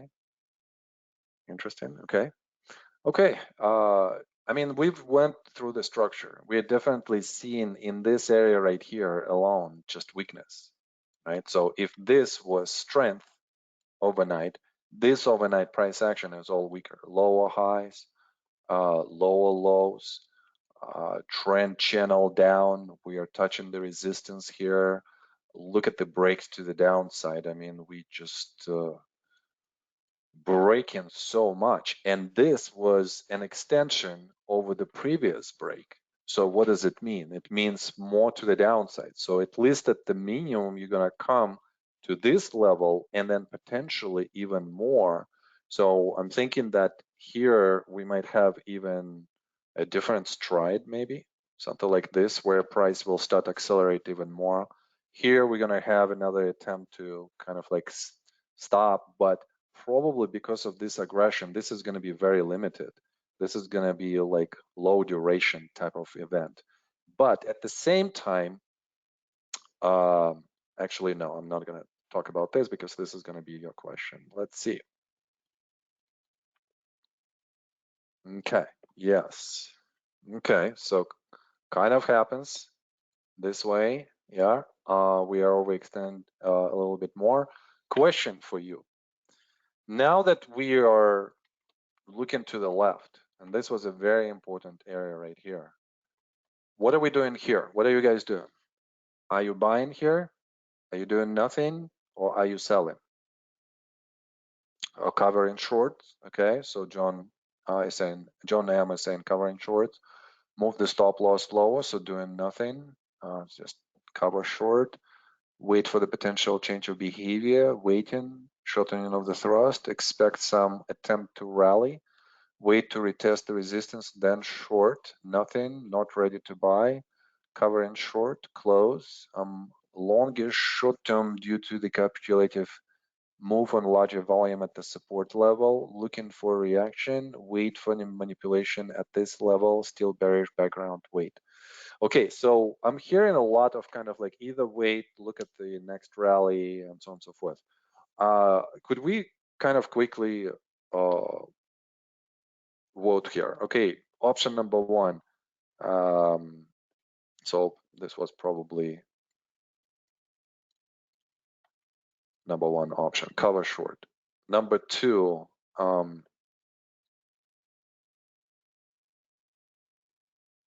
okay, number two, wait for the rally, right? For the rally and what? And add, okay, because you're in the position, okay? Or add now. Okay, so three options. So yes, completely close, cover short, so cover short and go long, I'm sorry. Okay, so four options. Which one are you guys? Cover short means that we're going to close the position, Tyson, the short position that we have, and you do nothing, right? So, and do nothing. Whereas number four is cover short and go long.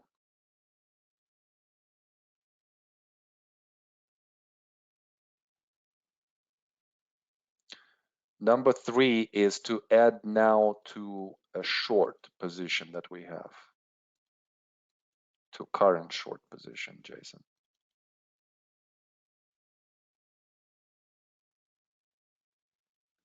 Okay, well, we're assuming that we're gonna have a short position established, right? So we said like we're gonna go short here. This was our point of entry. You could devise the point of entry in multiple ways. Like for instance, I usually would go for something like this, just break the low of the last commitment to the upside and off we go. You could also do it slightly higher just based on this bar right here alone. You could do this on the lower time frame relative to this highs right here as well. Quite a lot of ways. It's like it's not the time to think about this. Okay, so what I'm seeing from you guys is a lot of fours cover short and go long. A lot of ones cover shorts. Couple of twos where you wait for the rally and then add, and only one at 3. So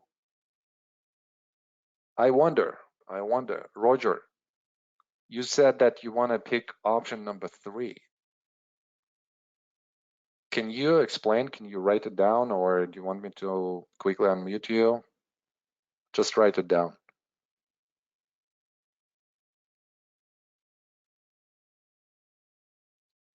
Why did you pick option number 3? You're the only one. So we're waiting. I don't see any change. Oh, do you want me to unmute you? Okay. Try it now. Oh, are you saying I don't see any change on the chart? I see. Okay, got you. Yeah. Okay, good. Yeah, there is nothing that has changed in terms of the bias, but more importantly, even in not in terms of like the bias is still to the downside. There is an expectation here at the support that we might rally here, but look at the character of the decline and compare it to the character of this decline and this decline and this decline and this decline. What do you guys see?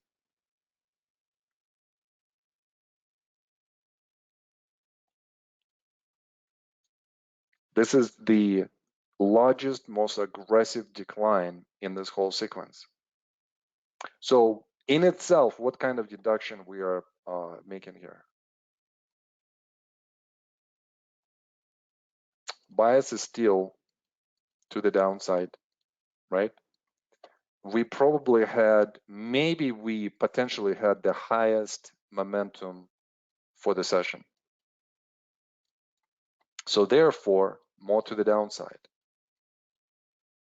And because this momentum has happened right now, and the volume confirms that, then we might have an area where momentum is less, and then some kind of even, like, I don't know, it might take some time for the price to go down after this type of momentum with multiple decreases in the momentum where the breakdowns are somewhat limited. So what would we do here? We're basically projecting this type of structure, that the momentum is going to decrease after this. And this is all of the profit that we have, plus the one that we have. So what do we do at this point? If this is at our projection, why would the rally be big here? No, it wouldn't be, right? So it would be very mediocre. So we are putting ourselves at risk if we are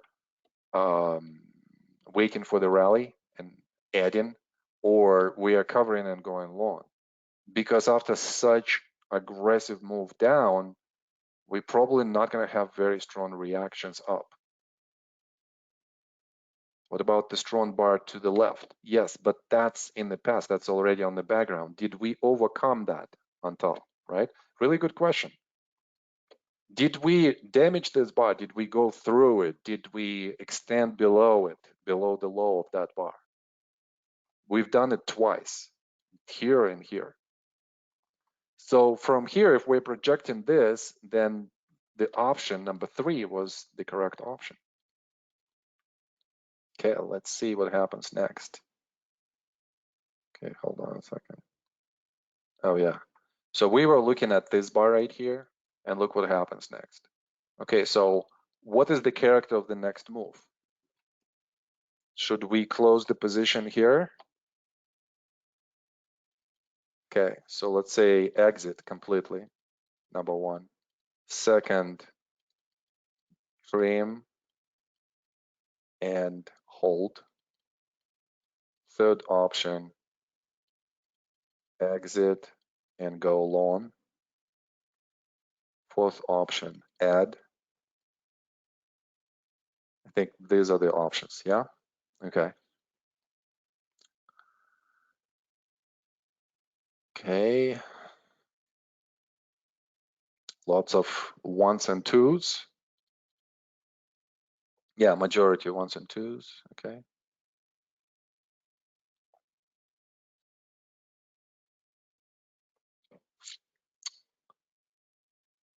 Some threes, I see. Okay. Okay. Add to a short position, right? So I just want to make sure. Okay, so again, you know, we are looking at the character. Momentum definitely decreases. That was our expectation. And remember how we drew this, right? So we were like, it's gonna go like this. What is the significance of the difference between this and what we're seeing here? We stated that our expectation was that maybe we're gonna have like this shortening of the thrust reaction down and still some kind of minimum extension to the upside.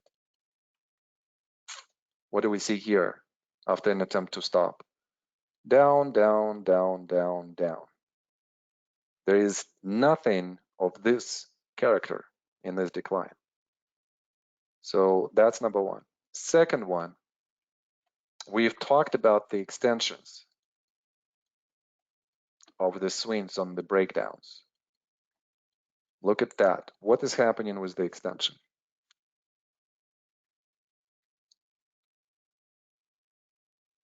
Are we shortening the thrust? Are we, on the contrary, expanding the thrust, even though momentum is not as strong as, let's say, on this bar right here? Still, expansion. So therefore, behind this extension, we are saying that, first of all, bias is still to the downside. Secondly, we should have lower targets because it's still strong. And look at the volume signature of this whole reaction down since the point of entry number one here. Wow. So the question becomes, what do you do here?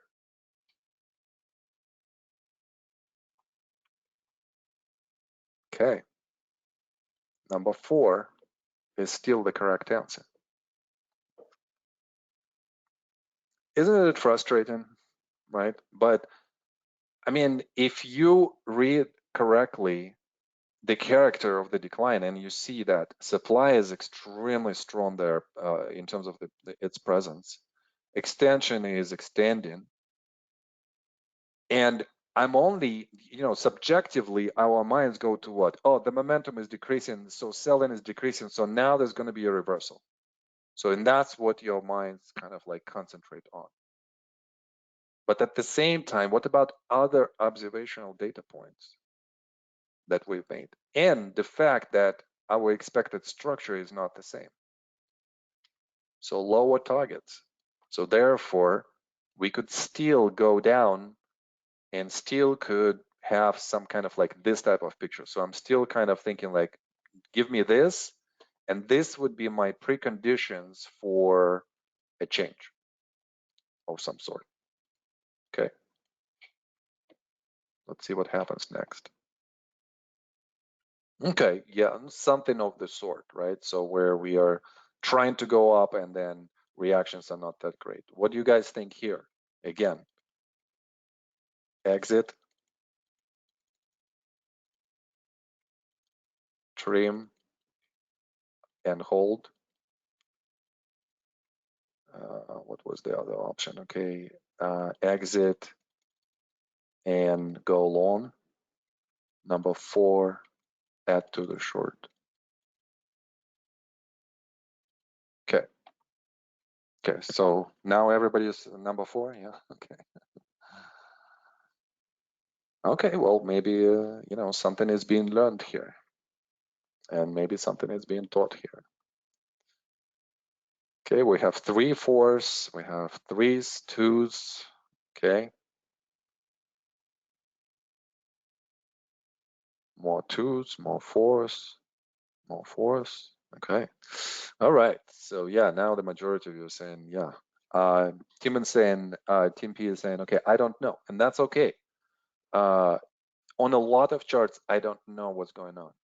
Like, and I'm just trying, you know, if I need to analyze this chart, I'm gonna be thinking about like smaller portions of the chart, right? The ones that I start understanding, team, right? So go to the chart to the point where you understand, and then try to create the story from there, right? So something like that. So I hope that this helps. Okay, so here, again, this extension that we've seen is just so much, suggests continuation down, and what do we see in this context? Supply is increasing enormously. What does demand do? Only 1 bar? Not that much. What about here? Not that much either, even less so. And then what is the result of these 2 rallies? Nothing. So therefore, number 4.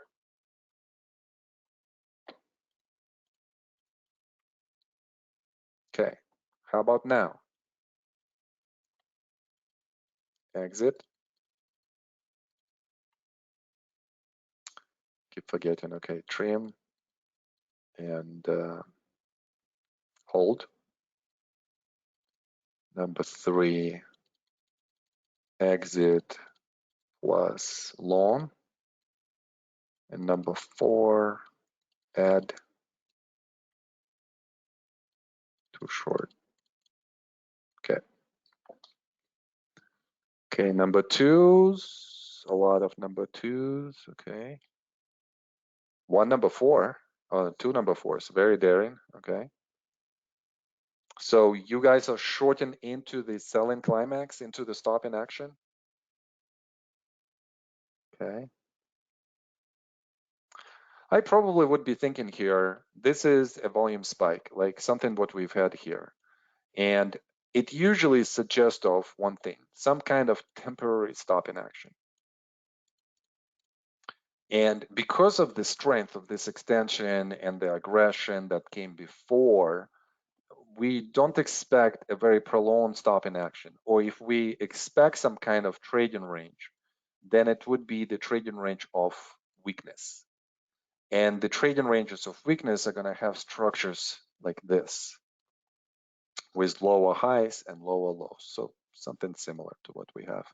And then out of that, we have some kind of stop in action. Look at the extension. It's not the same, not the same. Now you have a legitimate shorten of the thrust. And you have some stop in action and the price reacts with the demand tail. So I'd be thinking here, this is probably my first time when I'm going to be trimming. This would be my trim number 1 and hold. Because still, I don't know, what if there's going to be some kind of trading range right here, and then we're still going to go down? Just because this is so strong to the downside all the way around. Like, until this trend is going to be completely reversed, this is a trending down day for now. And this is the main reaction of this downtrend. So we might just pass maybe like the middle of the downtrend. So that's what I'm thinking here. So I might take some money off and maybe just to think that maybe to add into the end of the reaction, maybe into phase C here, if I'm lucky, you know, to recognize it in the moment and I'm available, and then just to go even lower. So I'm still campaigning this, but I would not be adding like right on that particular bar. Okay, and we see the continuation of it. So there is a trading range, but definitely weak. So you would be thinking of adding somewhere in this area right here and just re-engaging. Okay, then we go down and we're seeing what? We're seeing a very, very strong deterioration of selling. So selling went down by a factor of maybe like twice.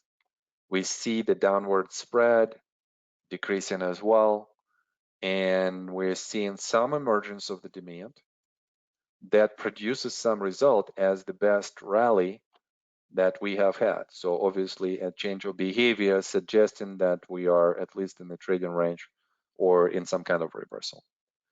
Okay, guys, so I'm gonna assume that we have closed our short position, right? So the way how we would have done this is if we add here, our stop loss would be moved from this position, combining this 3 significant bars to this significant bar. This is commitment, but it's definitely smaller. So you could, most conservative exit will be here, and this is a really good trade. Say like from here, point of entry, add, add, add, add again, and then coming out somewhere here. Even this as a point of exit is pretty decent. So you're catching maybe what, 75% of the trend about. So then that's what we need to do. That's our goal. So here, let's assume that we've exited this position and now we are in cash, right? So what do you want to do on the last bar? Long, nothing, short.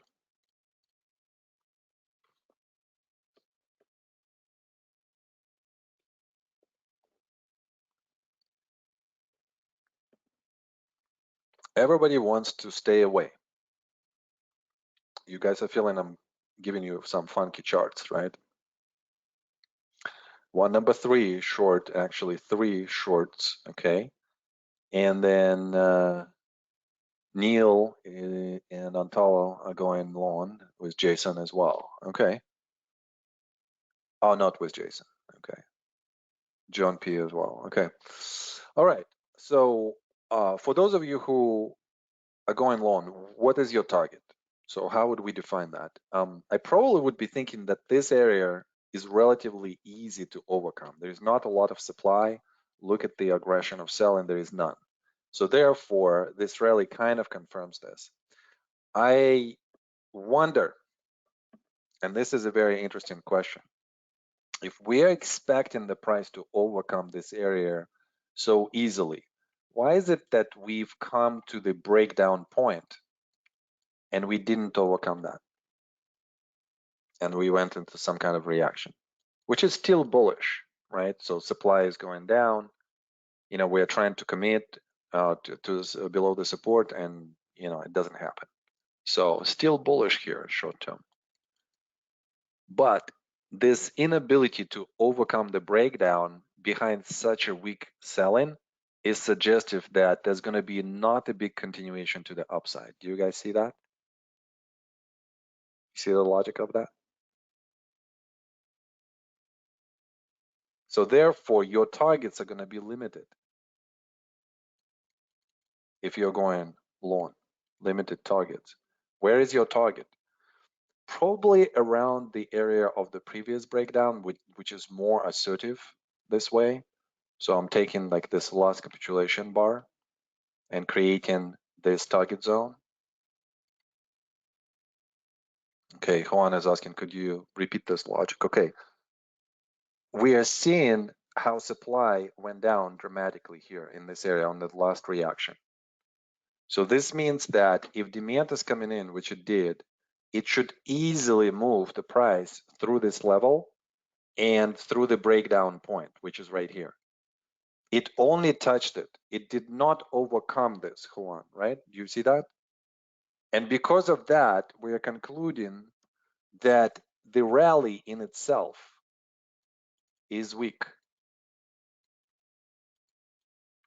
And because the rally is weak, we have limited target. So where is that target? Probably this bar. So we're creating the target zone for us, and we're thinking, okay, we're just gonna go here. So this is gonna be almost like a scalp here, you know, on the intraday basis, if you wanna go for that. I usually would not do that. I mean, you could definitely just like put the order, buy at market and then put the order in like a limit sell order so that you would not be even concerned when the price comes to this level. You would not doubt your current logic with the logic that you might have behind like the emotions of the breakout.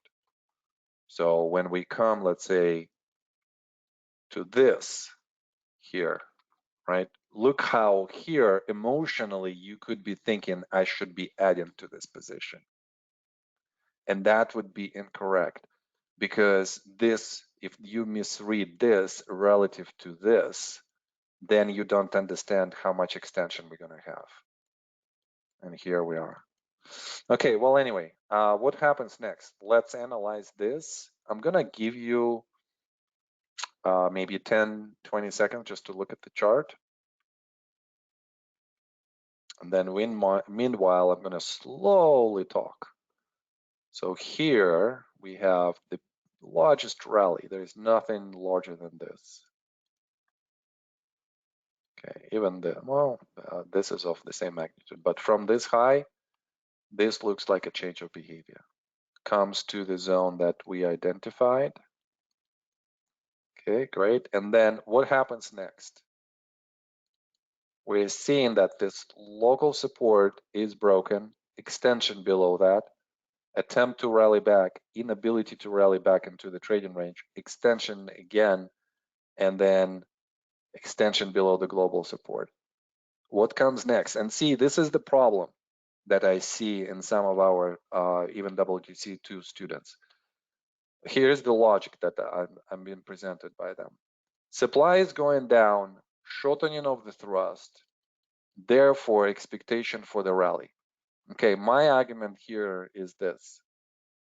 How quickly did we break this local structure and extend it down, this local structure and extend it below the support? Is this reaction weakness or strength? Is this reaction stronger, or more aggressive than the rally itself? Probably more aggressive than the rally itself. Okay, so what happens after the emerged weakness? Forget about the volume signature for a second. What happens as the result of the rallies? 1, 2, 3, down. 1, 2, 3, 4. Are these great rallies? Weak rallies. So see how the eye goes where? The eye goes here. Diminishing supply, shortening of the thrust, expectation for the rally. Whereas the eye should start with, wow, this is a downtrend. This is a lot of supply. This is a lot of momentum down. And then we suddenly had one rally, but we can't even really hold the gains of this rally. Aggressively going down, increasing speed to the downside relative to the rally. And then after that, no rally, no rally. It reminds me this situation of this, only on the fractal level, where behind there is a very big momentum, attempt to rally, and then lower lows and lower highs. And we're seeing exactly that, lower lows and lower highs, weak rally. So this would be the area for us to consider to short. And here is the continuation. So into the end of the session, this would be the reversal. Even if you're going, let's say, long somewhere here, if your next buy is this, you should absolutely rethink your position. Going to take a lot of time to absorb that supply. Agreed. Not long just because you closed your short. Okay. All right. Sounds good, guys. So just the complexity of observations and then deductions that we need to figure out how to do. Now, in this class, we're going to go into such depth on how we look at the character and how we look at the result as well, how we look at all of the bars and swings as well. Like we're gonna go not just into the observations and deductions, we're also gonna go into like a more complex structures like a sequential bias analysis. So what we're gonna do in with the sequential bias analysis is that we're gonna develop, and I'm gonna show you a step-by-step process of how you should be looking at the chart. And I've had a lot of, personal aha moments with students over the summer. So I'm sure we're going to bring a lot of those, and that's going to improve our sequential analysis. Eric C is saying, and I thought this session would be easier. Yikes. Okay. Eric also is a long time student of this class, so I don't know what is it, 4 or 5 times, something like this. 4. Okay. All right. For those of you who are crazy about charts and you're a chart nerd, sign up for our advanced lab together with William each Monday, starting with Monday, September 11th, and the last session before that is going to be on Wednesday, tomorrow. So just sign up, and we go into such depth into the market analysis, and then we usually do some kind of simulation exercise on chart reading. And William is obviously just an incredible talent in terms of the tape chart reading and Wyckoff concepts, and specifically the dominance of the supply and demand. Just seeing it more in the swings, in the bars, and very precise entry points. So it's a very interesting discussion usually. Well, thank you, Tim. Yeah, well, Nile, obviously, come to our sessions, and William, together with William, like on this Wednesday he travels, but next after that, September 9th, I believe, he's going to be back. All right, let's answer. Oh, this is something that I haven't done. Okay, here's the question that we are not going to answer. So, Alessio, if you're looking at this, this is the wrong answer. But I'm going to answer this next time. How about this? Yeah, we're a little bit out of time, running out of time. I want to go through some of the bias schemes. But the question that we're going to answer next time, is it an accumulation or a distribution, or how to decipher a trading range bias? Let's go to the bias games. So last class, we stopped at bias game number 199 as an assignment. And I want to go through the solution here, but obviously those of you who's been in this class, you guys have done this. Hopefully you don't remember what this is. So why don't I do this? I'm gonna create the Wyckoff story from left to right. And then maybe that's how we're gonna go through this. Okay, as we start the chart, we're seeing a little bit of the climactic run action where momentum is at the beginning, and then we see the decrease of the momentum, localized distributional formation. Nothing is actually bearish on the volume signature, so there is no expectation for a very pronounced move to the downside as a potential change of behavior. Change of behavior comes. Again, we are not covering the whole climactic run, so still bullish. And then we're going into a trading range. So trading range is upsloping. We're seeing all of the rallies that have bullish characteristics behind the increased volume signature, but on shortening of the thrust. So we're seeing how effort is significantly increasing, and yet the upward result that is actually decreasing. And behind that, and after that, we have this decline in momentum rally, which tells us that whatever bias we're trying to do, they're done doing this, and we're seeing this from the volume signature. They're not biased anymore because there is no progress to the upside, or they bought what they wanted and now they wait. And with that, upward result is decreasing, momentum is decreasing, demand is decreasing. We are expecting now supply to come in and produce some kind of more meaningful result to the downside. Of what degree? Probably at least of this magnitude or more, right? So this produces more, so therefore a sign of weakness, breaks a local structure. The rallies are weak. We kind of just saw this situation on the previous charts.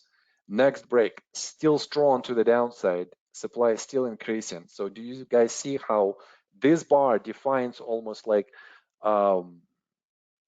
you know, a high probability continuation, just because the uptrend, the downtrend is not done, and there is still extension to the downside. There is still expansion of the supply, and that in itself cannot like dramatically end right there. It needs some kind of continuation.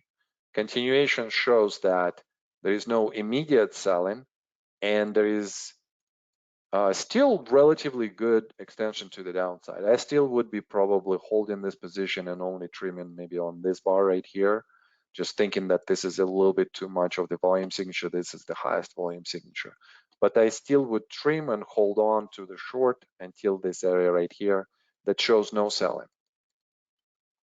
And with that expectation for the rally happens. What kind of rally do we see?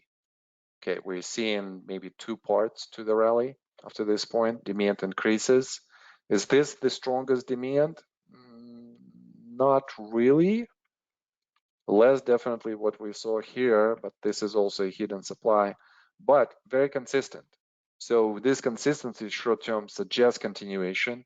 We are definitely looking at the sell-in zone, increase of the supply, initial increase of the supply around this area right here. And we want to see how the price is going to behave around that area. So we approached it, did not touch it first, then we lose in momentum, and then suddenly we have the volume spike akin to what we've had before. So those are supply volume spikes, and this one shows that after all of this bullishness, it's ready to go down again. Break, and then supply is still there. Very easy move to the downside, extreme increase of volatility. So probably some market action right there that drives the price like this. Still extension to the downside. And then I want you to analyze what happens here. So we're still in the downtrend at this point. Okay. So I want you to analyze it from, let's say, point number 1, 2, 3, and 4. Okay. What do you guys think? What happens from 1 to 4? Are we changing the bias because of what has happened between these 4 points? Or are we still saying that it's going to be continuing to the downside? Okay, so labeling goes right away. Selling climax, automatic rally, secondary test, higher high, until what is the deduction behind that? Selling climax to automatic rally, secondary test, okay. Accumulation, continue to the downside, still bearish, downside, change of behavior. No break in structure, still bearish, continue down, okay. Continue to the downside. Throw under, could be a ABC reaction of wave 1 to 3, okay. We should test, continue to the downside, demand decreasing, didn't get over significant bar. Okay, change of behavior, higher highs, but on the edge, if I'm long, I want to see price action overcome the initial sell-in candle. Overbought at 4, up. Where is the sell-in? Franz, what does it mean? Where is the sell-in? Are you buying here on this last bar? I like how it broke above area number 2 so easily, rally on declining. Okay.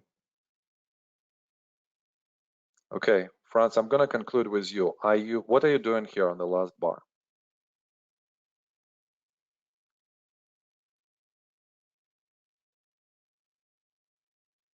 Actually, question for everyone. What do you guys do on this last bar?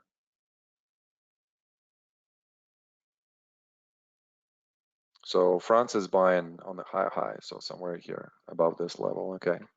Buy, long, short, waiting for the reaction to buy. Okay, trim, long, wait, okay, gotcha. All right, so At this point, at point number one, this is clearly bearish. The only thing that works at point number one is that this looks climactic. Okay, so that's number one. Secondly, if this is climactic, what kind of volume do we have on the way down? So supply suddenly, like it was present, present, present, and then suddenly on the most volatile move down, there is no volume. How come? Something is driving the stock without the capitulation climactic volume signature. That's what's happening here. And then after that, look at the rally to point number two. Is this the best rally on this chart? By far. I mean, not just by the distance itself. Now, here's your distance that exceeds that, but more of the quality of the spread, the gaps up, the extreme momentum up, and such a high velocity to the upside, recovering back, extending above the support, and doing this on the ease of movement, on the lower end of the demand. So definitely very, very bullish. And then the next reaction to 3 doesn't see supply increase, stops at approximately 61.8%, retraces 61.8%. And then look at the spread. The spread is decreasing, and then we have almost immediate recovery here. Yes, the spread is decreasing, momentum is decreasing, but consistency of buying, and what is the supply that's coming in? Even lower. On what structure? Upsloping structure. Not like this. Not like this. There is no supply. Like there is no comparison between these 2 points. So yeah, I like France's stop buy strategy here, tactic actually, where if we go up, it's just a continuation to the upside. And this is, I believe, what we have here. Okay. It's very hard after the fact that you know that it's bullish to label this whole thing, right? So I had a couple of scenarios on how to label this. So this seems to be like not a problem. Upslope and distribution after the asset has been going up, meeting a lot of supply that kind of puts us into the shortening of the thrust type of structure, diminishing momentum. So it's all there. Major sign of weakness, last point of supply. Then you kind of have a continuation behind what? Behind the momentum, slowing down of the momentum. And that was very important to me, just to identify that this was the stop in action itself. And this extension down was a major sign of weakness. Below. I have to write an article on this or something like a blog on the difference between when major sign of weakness is on the right side of the trading range or in the middle of the trading range. That would be a really interesting read. And then as the rally goes up into the upthrust after distribution, and then we extend down. As we extend down, then how do we label this? So I just label it pretty simplistically here. Selling climax as a stop in action, change of behavior at point number 2, and then test at number 3, and then some kind of other sign of strength in the backup. You could think of this maybe as a much larger structure, maybe like you could think of it as this way, but all of this labeling where you kind of see students go and say like, oh, this is the buying climax, this is the automatic rally, this is the secondary test, phase A, this is phase B and phase C. Even though I like the definition of phase C here, I absolutely don't like how you label the downtrend like this. This is just not necessarily how it should be done. So I think that maybe redistribution here was the weaker middle major sign of weakness is a better choice than anything else. So therefore, just a very simplistic labeling here. Okay. All right. We are at 519. Okay. Let's go to the next one. We're going to do two of them. So here's the continuation of the same chart. So we saw this change of behavior, major change of behavior, and then we are consolidating, continuing without much momentum, lower high, suggestive of some kind of reaction that might go below this level right here, maybe to this level. We are going there.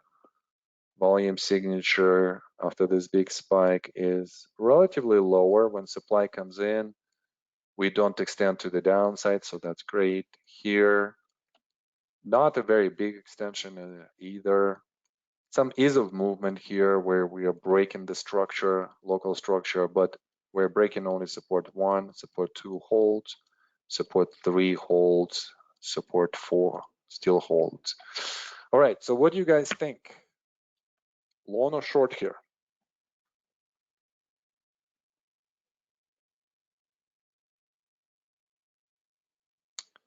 Long, long, long, short, long, long. Okay, wait. Okay, well, we could definitely wait more. We could create conditions for the trade, right? So for instance, it seems to me that this point is kind of like marginally important. Why? Because it identifies the local structure here, and this is the stop in action. So I would say, like, if the price goes through this point, get me in, and that's it. So we might be in the phase C of the potential reaccumulation. And I don't see anything overtly, bearish here.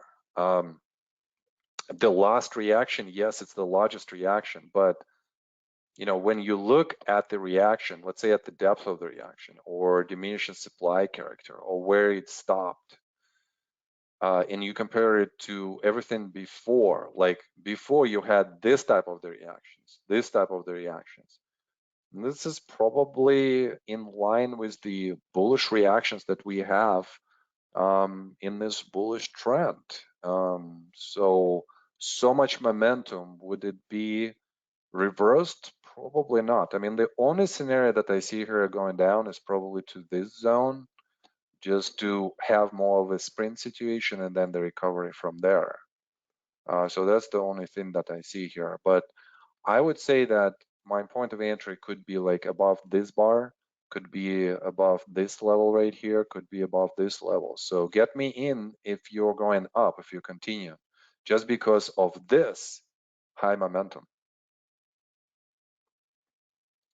Okay. All right, let's do this.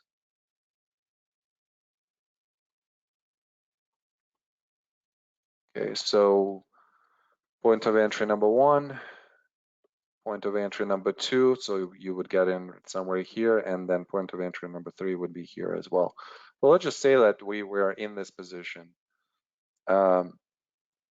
Definitely feeling good about the extension. And then the next reaction is probably in line with the previous reaction. So, and we'll have to discuss this. So your homework for next week is going to be obviously just to make sure that you guys have done these 2 bias games, number 199 and number 200. Okay, so if you've done it, go through the post analysis and identify what is it that did not work or what did work for you. Okay, here's your homework. We're gonna do 2 bias games because we need to catch up over the summer. Bias games. So we're gonna do 201 and we're gonna do 207. Right? So 2 bias games. So for next week, you kind of have a big assignment if you're coming from WTC1. You're gonna have to read a couple of pieces. You're gonna do your 2 bias games. So that's the home assignment. And then next session, I'm gonna introduce the anatomy of the trade exercise, and we'll do that as well. Okay, so what else? 201 and 207. And I think that's it. So yes, that's the homework right here. Okay, guys, we are close to the end. Comments, questions? Again, I think that the main question is, why should I be even considering signing up for these classes? I mean, like, it's so insanely difficult. Are you insane to put this program together like this? Yes, I have to admit we're a little bit of chart nerds here. We love to talk about everything, chart tape related. And yes, we are going to go into such depth and even deeper than what we've done today. This is just, a little bit of the intro.